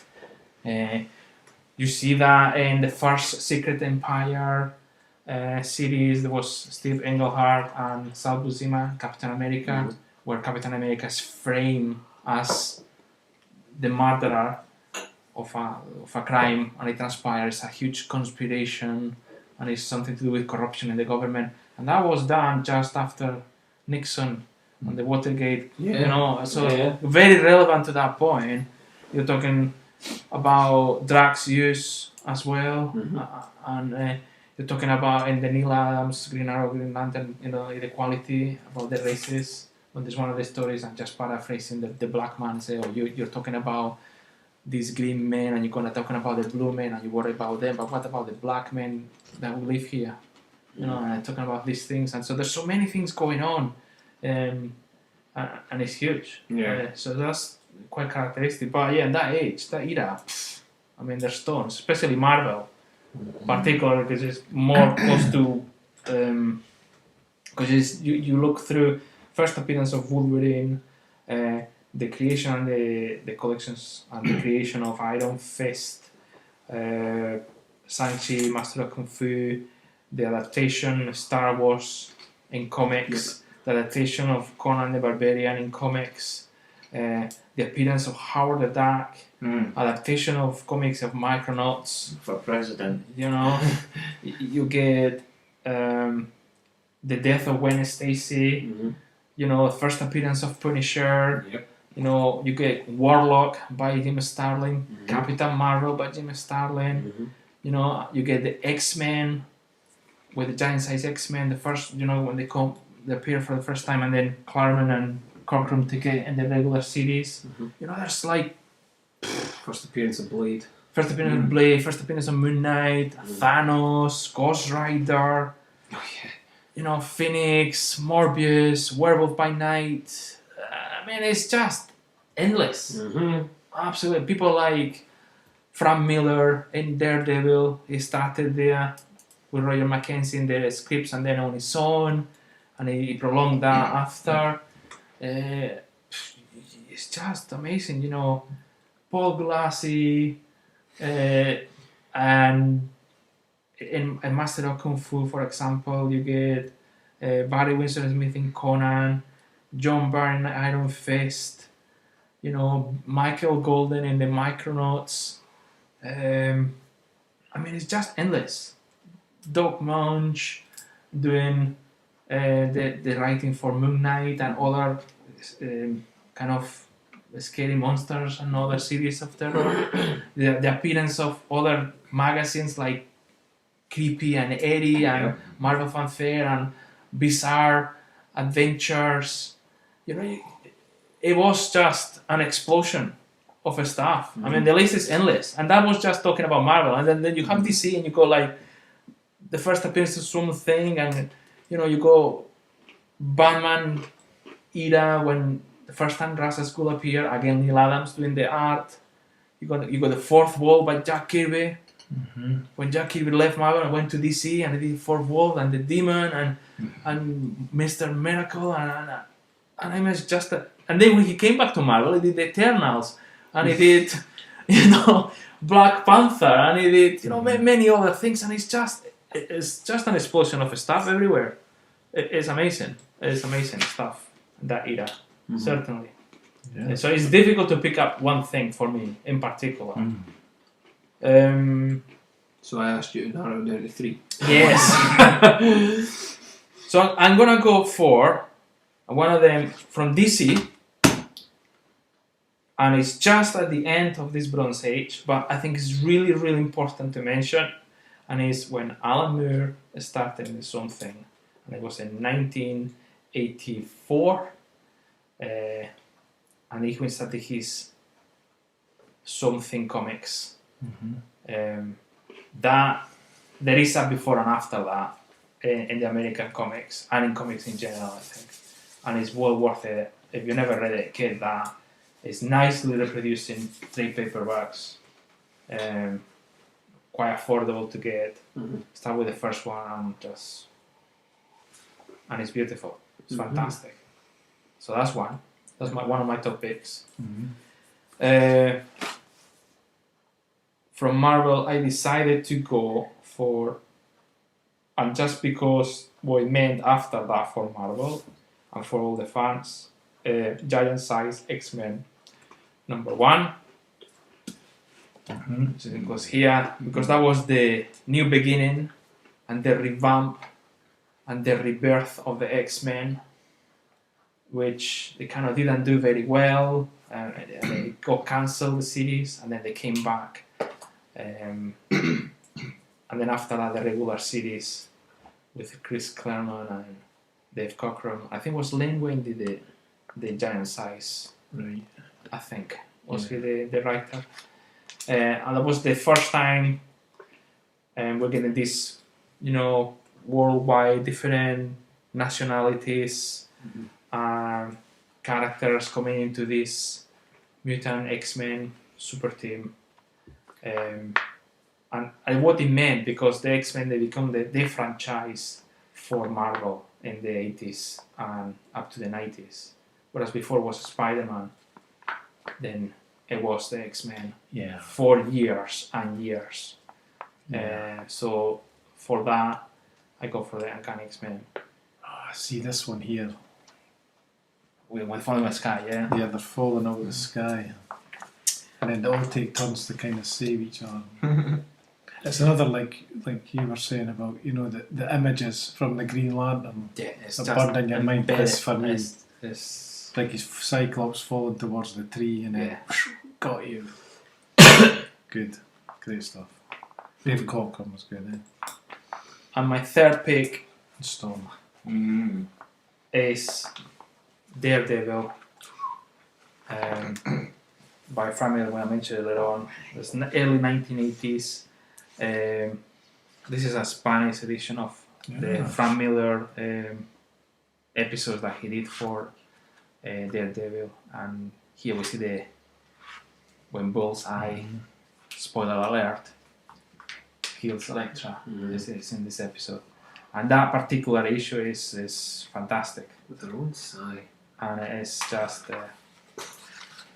it's this one here. So you can have a look through, and it's beautiful. And Frank Miller there, it just demonstrated, it was the perfect example of how if you have a creative element, if you have a creator and you give an artist and you give a space to work, they can come with the best ever. And that's kind of what happened with that, because Frank Miller was quite young when he started in Daredevil. He did all bits and bobs, and Daredevil wasn't selling very well. And they got Roy Mackenzie as a veteran script writer, which he helped him at the beginning. And he was, then after that Mackenzie left, and Frank Miller did the scripts, the art.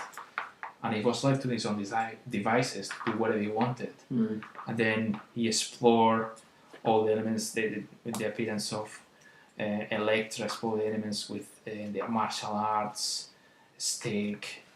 It went through, the deconstruction of the Daredevil as a superhero, of Matt Murdock, and the whole story, and it's fantastic.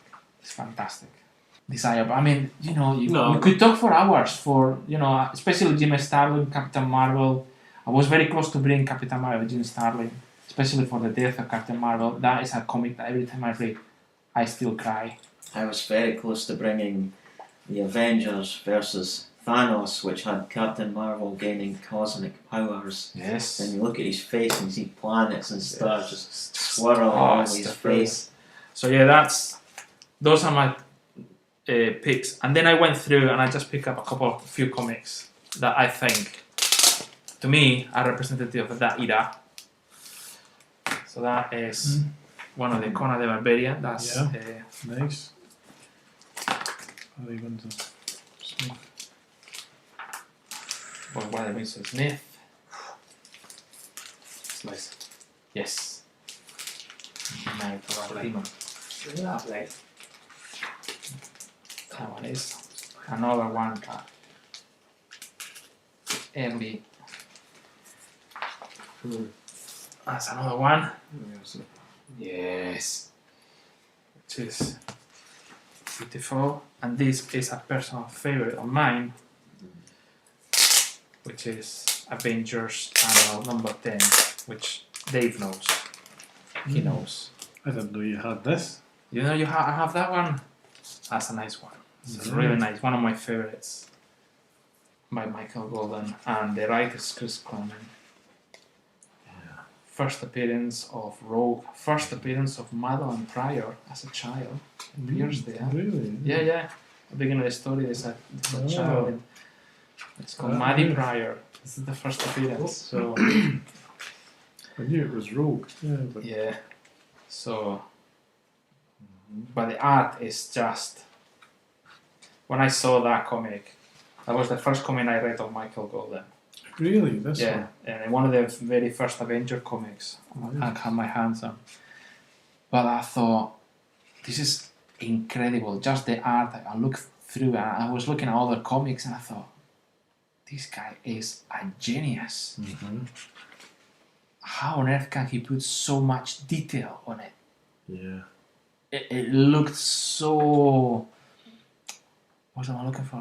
There's so much plasticity and movement and emotion and detail and everything. I thought, oh, it's just great. And I remember I was reading and reading and reading again. So it's one of my personal favorites. So years ago, I was in a comic convention. I think it was in Birmingham or something like that. And I saw that in one of the boxes and they were selling it. And it was, I had to pay some money for it, but I thought, no, I'm gonna get this. Worth it, yeah. I think I paid about a tenner or something like that for that. But I thought, no, it's a. And now I think it's this month or next month it's being reprinted. And the $1, those ones that Marvel is because of True Believers, because of the Captain Marvel film. Yeah. Do you feel sexy? So I know someone that would. Yeah. Conan is just fantastic. Barry Smith stuff. Beautiful. So to me that's another one from the era, and that's another one my personal favorites. Just because of the art, particularly the Kree Skrull War, the Avengers, Roy Thomas and Neil Adams again. These covers were interesting, weren't they? Not one image, 5 different. See inside for this, for that, for this, for that. That covers is interesting way of doing. But that's 1982. One that says. Or 81. Yeah, well there you are. Kree Skrull War. Silence. Everyone is enjoying it. Silence. It's a good sign. Everyone is quiet. Nobody says anything. Thank you, Nando. Thank you indeed. So that just I know they're not necessarily, but to me those are quite important. And it means something. And I love Master of Kung Fu. I love Iron Fist as well. And so I could have brought any of those. It's just so difficult to pick up something. To pick up just 3. Yeah. Yeah, because when you said let's do Bronze Age, I was thinking, okay. And then I was thinking about it, and I thought, that's like so vast. Early 70s to mid 80s. I think you're basically talking about all the comics that came out my entire childhood then. That's what we're picking from here. Yeah, essentially. Everything. All the American stuff, certainly. Yeah, so in the end, I just grabbed, And the thing is, I'm talking about Marvel and DC, but you had guys like Robert Crumb, Peter Bach, Dave Sim. Yeah. They started then. And that's when they became, amongst others. Just to name a few. That's like a whole history of the underground kind of independent comic. Yeah. But you got all these guys, more out than me. But that's just big era. It's a huge era. There's if you have the chance to read any of this stuff, try to grab it and read it because there's lots of stuff very well produced. And the thing is, perhaps at that time some of these comics did not sell well. Many of them got cancelled, and now they're being reproduced. And selling again, and suddenly they realize that actually that material is 100 times better than a lot of the stuff came in the 90s. I think a lot of more. A lot of the Bronze Age stuff from what you see is what they poach for the films and everything as well. Yes. Indeed. Well, I brought a few as well, and I did just keep it to 3. Did I? Beautiful. No, I did 4. And he beat you. He had the nerve to look down on my list of 3,000 favourite films. I did. 3 only. You get an honourable mention. Okay, right. Well, as I just said, yeah, pretty much anything I was reading as a kid could have came into it. So the one I thought of from the mid-70s was this. Deathlock, The Demolisher. Yes. Rich Butler. 1974.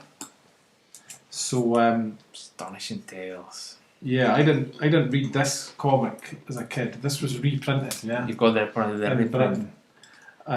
But so to me, late 70s, I was reading this, and it's well, for anybody that doesn't know Deathlock, he's a cyborg, and he's kind of like later on they did RoboCop. Yeah. And it's very like Deathlock. Oh, did you not see that? No. And he has the computer voice that talks to him in the head all the time. So I really enjoyed this at the time, and some of this was quite groundbreaking at the time for the mainstream comics as well.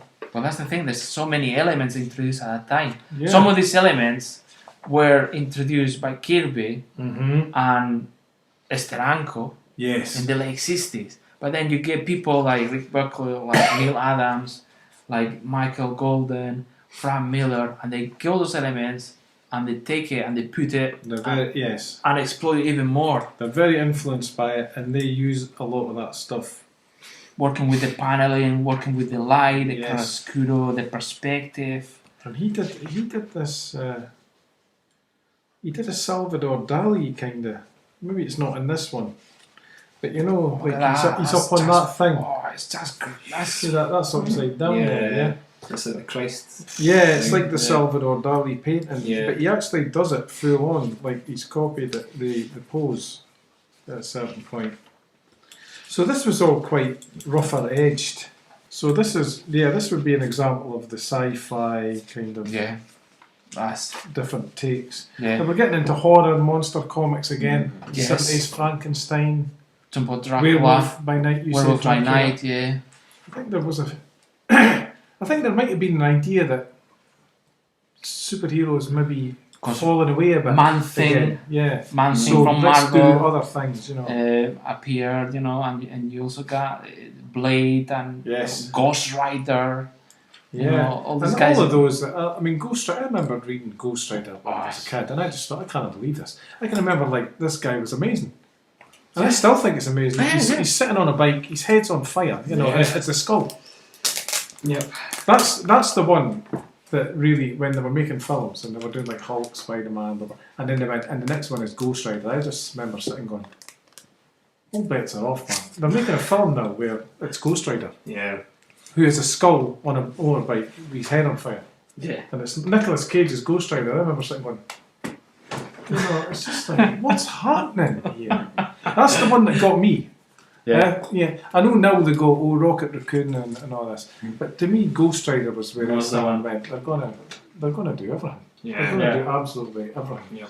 So someone else, do you know? I was thinking with the Bronze Age comics and the likes of this one here, Superman, from I think this is early '80s, Ross Andrew. But I find them so cozy, Bronze Age comics. Even, I got this maybe 2 years ago, and I've got such nostalgic feelings for it, even though I've had it for 2 years. Yeah. And it's the whole format of it. It's just the format of what comics were when I was reading them as a kid, and it just I think I've said to you before, I sometimes think I could just lose my mind and read Superman comics for the rest of my life. Just sit and read them, like a vegetable. Yep. And because I just enjoy it. I totally agree with you Yeah. with that in that era. And the whole, I don't know what to read for any reason. I want to read something, or I just go and just pick up something from that era, from the 70s and early 80s, and it's cozy, it's comfy, it's that comfort. It is. It's comfort food, isn't it? Comfort food for your mind. But even to me, comfort food is also like the Star Wars, the Star Wars comics. Yeah. But to me, again, I feel like they've went a bit further. But yeah, with Star Wars, it's like I appreciate the artists and things. And, and this seems to be even more brainless to me. Like, you know, it just gets me. Like Kurt Swan drawn Superman, you know.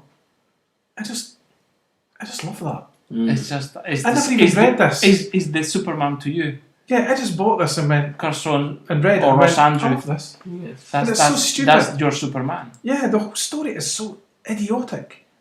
But it doesn't matter. And it's even kind of boring. But you could read it But anytime. Yeah, so I hope I'm getting towards a kind of a feeling of Bronze Age. And the Marvel Bronze Age does have that as well. Oh yeah. And the DC. And even the like Charlton comics and things. Because you used to get $6 Million Man comics. You used to get them in newsagents. Yeah. And they were great as well. And look at this lizard aliens now. Yeah, because in that era there was a lot of adaptations, TV adaptations, Star Trek. Because Gold Key, Gold Key comics did lots of adaptations, like Star Trek, Planet of the Apes, Marvel did some Planet of the Apes, and then.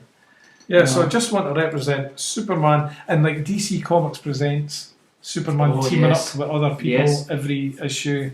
Marvel did the Spider-Man team up. You know, it's probably tied in as well that was the main superhero movies of the time. Superman films were great. So I would read the comics if I saw them in the shop, you know. Another one from the era from Marvel 2-in-1. Yeah, The Thing. It was The Thing and another superhero from the Marvel universe. Yeah. I can read those stories anytime. I don't know, some of them were stupid and was so silly, but you know what? Like a Spider-Man team up. That was one of my favorite series. Because you could go to the newsagent, just pick up one, and you knew you had that story. Complete. Yeah. And they tell you, oh, next week you're going to see, you know, Nick Fury. Oh, he's going to be the Falcon. Oh, whoever I was invited. And then, okay, maybe I'll get him, maybe I don't know. But, you know, funnily enough, I was reading the British Spider-Man Weekly around about 84 to about 85 or 86. And at that time, Marvel UK, they were holding off the black costume because they were like thinking, do the public in Britain want a Spider-Man comic where he doesn't look like Spider-Man anymore, you know? So they held it off successfully for about a year, and what they did was print all the Marvel team-ups instead, because they were very much disconnected from the main continuity. Because it was like the middle of 85 or something when they started Secret Wars in Britain. So that's Superman, Kurt Swan. The other thing, late 70s, that I wanted to kind of represent was, like you said, Star Wars adaptations, and this one, Battlestar Galactica adaptation. And this was a great little comic as well. And it was Ernie Colon. Love it. Well, Simonson did some as well. Yes. And this, and the first, I mean, the art's, I mean, it's pretty nice. Look at that. I mean, that's pretty nice. I don't know if you watched that series ever. I did. I did watch the original. Yes. Yes, our pal Dirk Benedict. Yes, he's in it. Our personal friend who you single-handedly rescued. Is in it. Again, just to thank you to remind us. But yeah, Ernie Colon. He's a good artist, and his style does come through in this. It isn't just bog standard nonsense, you know. He's got a definite style. He always remind me a wee bit. There's some Jill Kane in the way that he does certain shapes. I always think his line's quite thin, and, which is nice. It's kind of, you can imagine him going and scribbling it out just like that. It's nice there. So this was good, and I must admit, Battlestar Galactica is another one of those series that I'm just gently, as the decades go by, picking up another issue. You know, so just there's Battlestar Galactica, like Power Pack, you know. Battlestar Galactica is another one. Just because I really like the show as well. Yeah, I did. I did like comics are nice, And in Spain was at lunchtime. So you had that. And it was in the summer that they put it on, so that was great. After school, there was no school. So you had Logan's Run comic as well. There's a few adaptations. Logan's Run is another one. George Perez. Yeah. The Vlogger's Run. Yeah. And there were lots at that time. Do you know what? You even have like The Man from Atlantis. Yes. Comic. Yeah. That's right. Yeah. That's another one. There were lots and there That was was a TV. Maybe you've no saw that. It's almost like something went over my head. No, I was actually. Well, I was actually Man thinking. from Patrick Duffy. I was actually Patrick thinking Duffy. Prisoner, but Prisoner. Prisoner as well. Yeah, that was actually Jackie with his song. Yeah. And who did it? Because it wasn't Jackie when his song, it was someone else. But Artist. that new book they brought of it, Gil Kane did a bit of that, didn't Yes. he? Yeah. Yeah. Okay. So that's that. And the last thing I've got, just to represent. Get rid of my. Secret Wars. Because when I was thinking about it, secret, like the Bronze Age, it kind of does go mid-80s, wasn't it? Because it was Until thinking mid-80s. 1985, yeah. And then I was thinking, like, when you get Dark Knight and Watchmen, that's the Bronze Age anyway. That is that's modern age. And then I was thinking, well, what's before that? And I thought, That is just Secret Wars. not Secret Wars 2, but Secret Wars. And I think Secret Wars, in a way, was Zoe's advert in the back. It was a thing of all the characters in the story. And at the time, it almost felt like it was the culmination of the Marvel universe. You know, they kind of sold it to you like that, I think, and I took it that way. That all the Marvel comics In a way, had it been was. leading up to this storyline where they're all together. This is the end of times, you know. So I kind of think maybe that'll do is the end of the golden. Yeah, to me The that was silvery, the Bronze Secret Age. Wars I'll get is there. the end of the Bronze Age for Could be Marvel seen that comics. way, yeah, for Marvel, yeah. Because there was a before and after of the Secret Wars. Yes. If I was to ever doubt The comic smell. the smell, I would just have to smell this. There it is. Battlestar Oh. Galactica is a great smelling comic. Tom feels sexy just now. I feel so sexy. Because he just smelled the comic. Yeah. And the Oh, first breathing couple it of pages deep. show you don't need computer graphics to make a picture look No, No. that's the thing. Wow. It's just, you could do this sort of, Oh, Well- Visions of Body Snatchers. Classic. Yes. Love that. you know, you don't need that. Guys like that, Ernie Colon, and Yeah, Oh. it's good. ones you mentioned with Blade Runner as well, you don't. This sort of artists, you know, they knew. Beautiful. So this one that I've got here is Secret Wars 2, so it's not really the real deal. But No, I did have a Secret Wars special like this that I thought I knew where it was, and I was going to bring that, but it wasn't. No, it wasn't there. So I thought, oh, so I'll grab this. That's it. That's it. I failed. You know. So just for you to have a look at, you know. Mike, would you mind terribly if I just if I went first? Yeah, Is sure. that okay? Because I think I can smash through mine pretty quickly. So. Okay. Well, it's already been mentioned, but Swamp Thing, Alan Moore. But I picked a specific issue. My specific issue. Issue number 24, Roots, Saga of the Swamp Thing, May 1984. Wow. GLA. With Justice League. Yeah. Yeah. It's basically the climax of the Woodrue fight. This has kind of been building up for a while. He's been disguising himself as a human for so long, and he's kind of had enough. The fact that it's got a JLA in it, the fact that it's Alan Moore and Stephen Bissett, isn't it? Yes. Tail end, just before the modern age.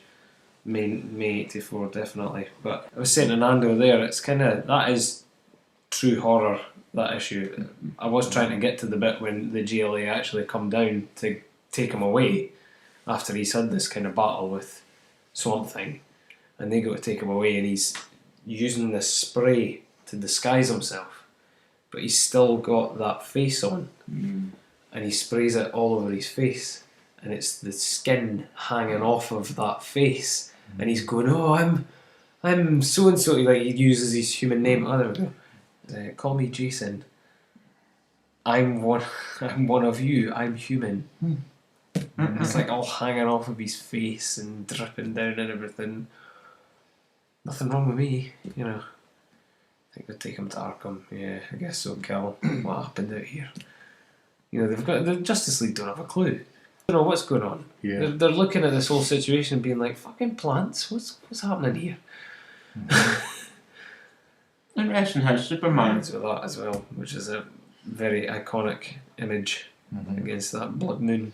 See how Superman took his cape off and put it on him like almost like a comfort factor. Yeah. Yep. It was good. It's that whole issue is truly like horrific, and it really gets you, like all the visuals and everything. Like I was saying, they're very much like all these sort of blurred lines and everything, big stretched out faces, and there's a lot of like empathy going on in his face and whatnot as well. But it just looks all creepy and weird. Yeah, really enjoyed that. And then Warlock. Great cover that. Yeah, that is the start of the. Now, do you say Magus or Magus? We were talking about that as well. Well, I say Magus, but I've no idea how to say it. Yeah, I say Magus. Right. When were But you? whether that's right or not. Yeah, but it's the start of that saga. And obviously, I think that's the start of the Starlin run as well, isn't it? Is this not his first go at Warlock as well? The good thing about that first issue is Strange Tales number 178, February 1975. And it says like featuring Warlock. Yeah. Warlock, you know. Warlock? But it gives you that recap of the whole history of the character. Very wordy as well, but really well done. You know, he's fighting Thor and everything, and there's his cocoon, and gives you everything. This is all the comics he was guest starring. And all just in like these single. Yeah. Is that Hitler there? Yeah. From the alternative Earth. Yeah. Jesus as well. And Doctor Doom by the looks of it. And what looks like a sort of Conan the Barbarian hand going on here. But yeah, there's just a lot of things. It gives you that really good recap. Starlin always seems to like the Hulk. He likes to put the Hulk in things. Yep, Which is just good. a little appearance here and there. Because, this will be the recap of the Hood Warlock in a couple of Hulk issues as a guest. So they'll have put that into his story. Oh, look, here we are. Look, it's in here. Look, this is all from the issues. But this is where they... see, right, yes. Yeah. Sorry, Oh, no, you're right. No. But then they start... This is not where they start to give him the cape and everything as well. Yeah. Is in this sort of era. Good to see the artists can have a lot of fun here. Yeah. That's Jim Starlin. It's amazing. I think it's amazing when you go back to the start in the thing. It's like Jim Starlin, writer, artist, colorist. You're just sort of looking at it going, fuck off. Like, that's incredible. Yeah. There's not many Marvel titles have got, one name, everything. Oh, that's right. As we were speaking about. And then it's just like, and then it does the letter. Yeah. But yeah, as I wrote notes here, start of the Magus saga, beautiful art, batshit story, truly cosmic. Yeah. It really is. Like, I can't think of a more like just these visuals are just utterly insane. That's so physical as well. Yeah. So everything's really got impact on other things, as well. Then It's you get the just- history. It's fucking mental. It is mental. See that page, that last page before that one there. Oh, that one. Well, when the impact of this when I read it, it was such that I was probably like 6 or 7, and they were reprinting this black and white, mind you. Yeah, So it was yeah. even starker, and it was all this mad stuff. And that he's like, "I swear to protect you," and then she gets killed. Yeah. And then he's furious about that, and then he brings her back to life. Just like, "Oh, can you just leave me alone?" Yeah. I mean, it was so mind bending. You'd bought this comic because you liked Star Wars when you were 6, and this was all going on, And this, whenever I see this, even these things, these kind of tricks of layout and things, And still when I see that, I see written along the bottom, continued next week. Yeah. You know, because the cut and bit, it was cosmic. I just I get totally blown away by it. Yeah. Because if I was younger and reading this, Yeah. I'd be scared shitless. Yeah, it was. Because I'd look at it being like, what the fuck? And the monsters are scary. That would petrify me. Yes. But seeing it now, You believe he was evil. yeah. Absolutely. Malevolent. It's just like the visuals are utterly And the world going stunning. mad there. Yeah. All the perspective of the universe. But everything is just it's utterly stunning. But yeah, so that's the I second think it one. is a great series. It is. It truly is. And my last one here, Mr. Miracle, number 2, June 1971, Jack Kirby, Ace cover. Oh yeah, Look at that cover. that's great. Your Granny time has goodness. run out. It's too late to escape. I can't save you, Mr. Miracle. Also meet Granny Goodness. There's 3 blades running towards What him. else do we meet in that comic, I wonder? Not in issue 2. Oh, well, okay then. Not till later do the female Furies come up. But yeah, it's Granny Goodness and the ex-pet and everything are all in this issue, and just amazing. Utterly amazing. It's just Kirby at his best, and like he's flying in on those discs and everything. Yeah, they're wild. Those things he It's the started first time with. it shows up, Yeah. because it didn't show up in the first issue. He falls into that hole, and then it's just like insane from there on out, because then he's all of a sudden in a glass box that looks like it's floating, and there's fire and gas and water and everything all thrown into one, and sludge, and you know, it's just mental. It's utterly mental. And then he just kind of breaks out, and she's like, what the fuck, like, how did you do this? You know, it's amazing. Yeah, it is. Utterly amazing. I love it. Absolutely love it. And but that cover just absolutely takes it. That's a brilliant cover. It is. And also there's that as well. That's from the front of the book. Yeah. Oh yeah. From the reprint. Fucking Strike Overlord. Yeah. Obey.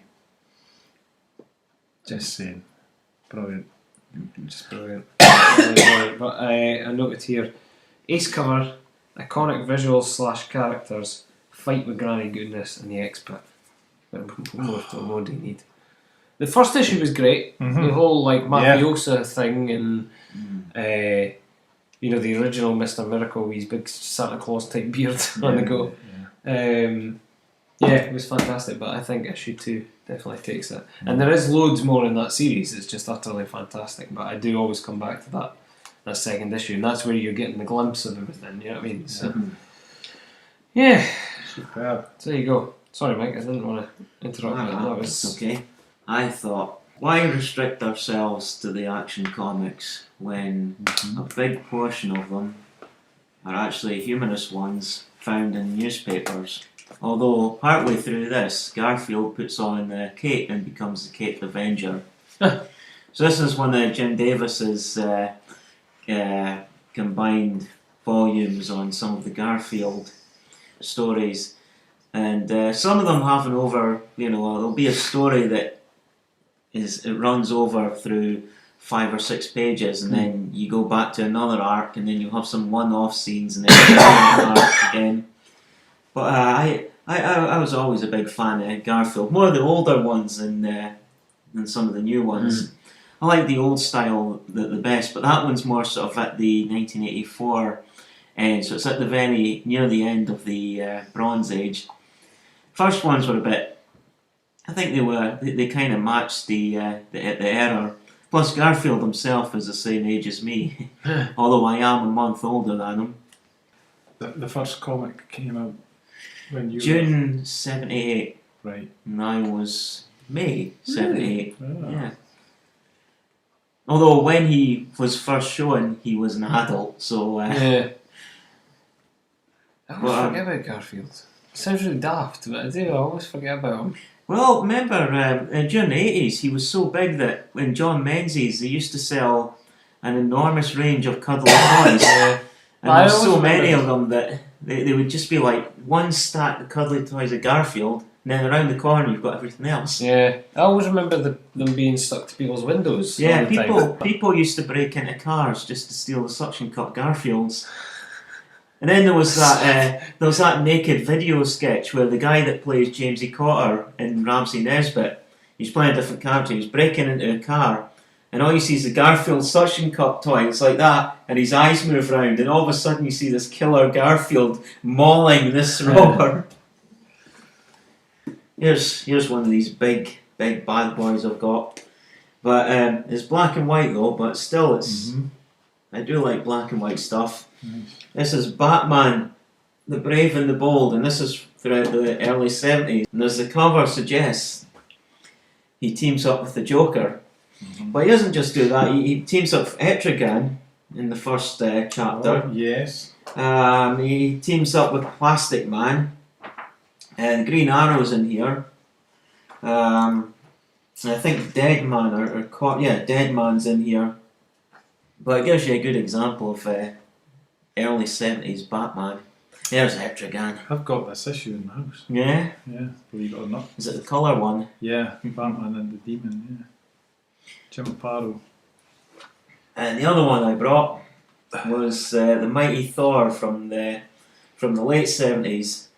And I read this one quite a while back, but here he is like battling gods from other dimensions and battling demons, battling celestials in here. It's in colour, and he's also battling the Destroyer. But it's like classic Thor. There's hardly a few pages go past before he's like smashing in some adversary. This was before the Walt Simonson stories involving Beta Ray Bill and Saltar. Yes. Thor Annual 7. I fucking love Jim Aparo. Perfect. Good. Well, A Bronze Age. yeah. Good, thank you. Yeah, I have a look.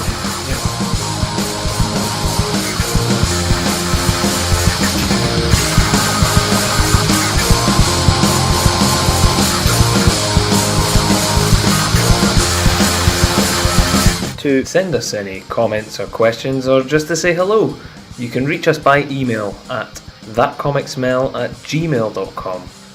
We're also available on Instagram and Twitter at thatcomicsmell. Share the podcast with your friends and followers. We're available on YouTube, SoundCloud and iTunes. And don't forget to rate, review and subscribe. Thanks for listening. Our music is by Chart Smasher, aka John Adam. You can find John on Twitter at JohnEdam, and you can buy the track Dial Up on Bandcamp.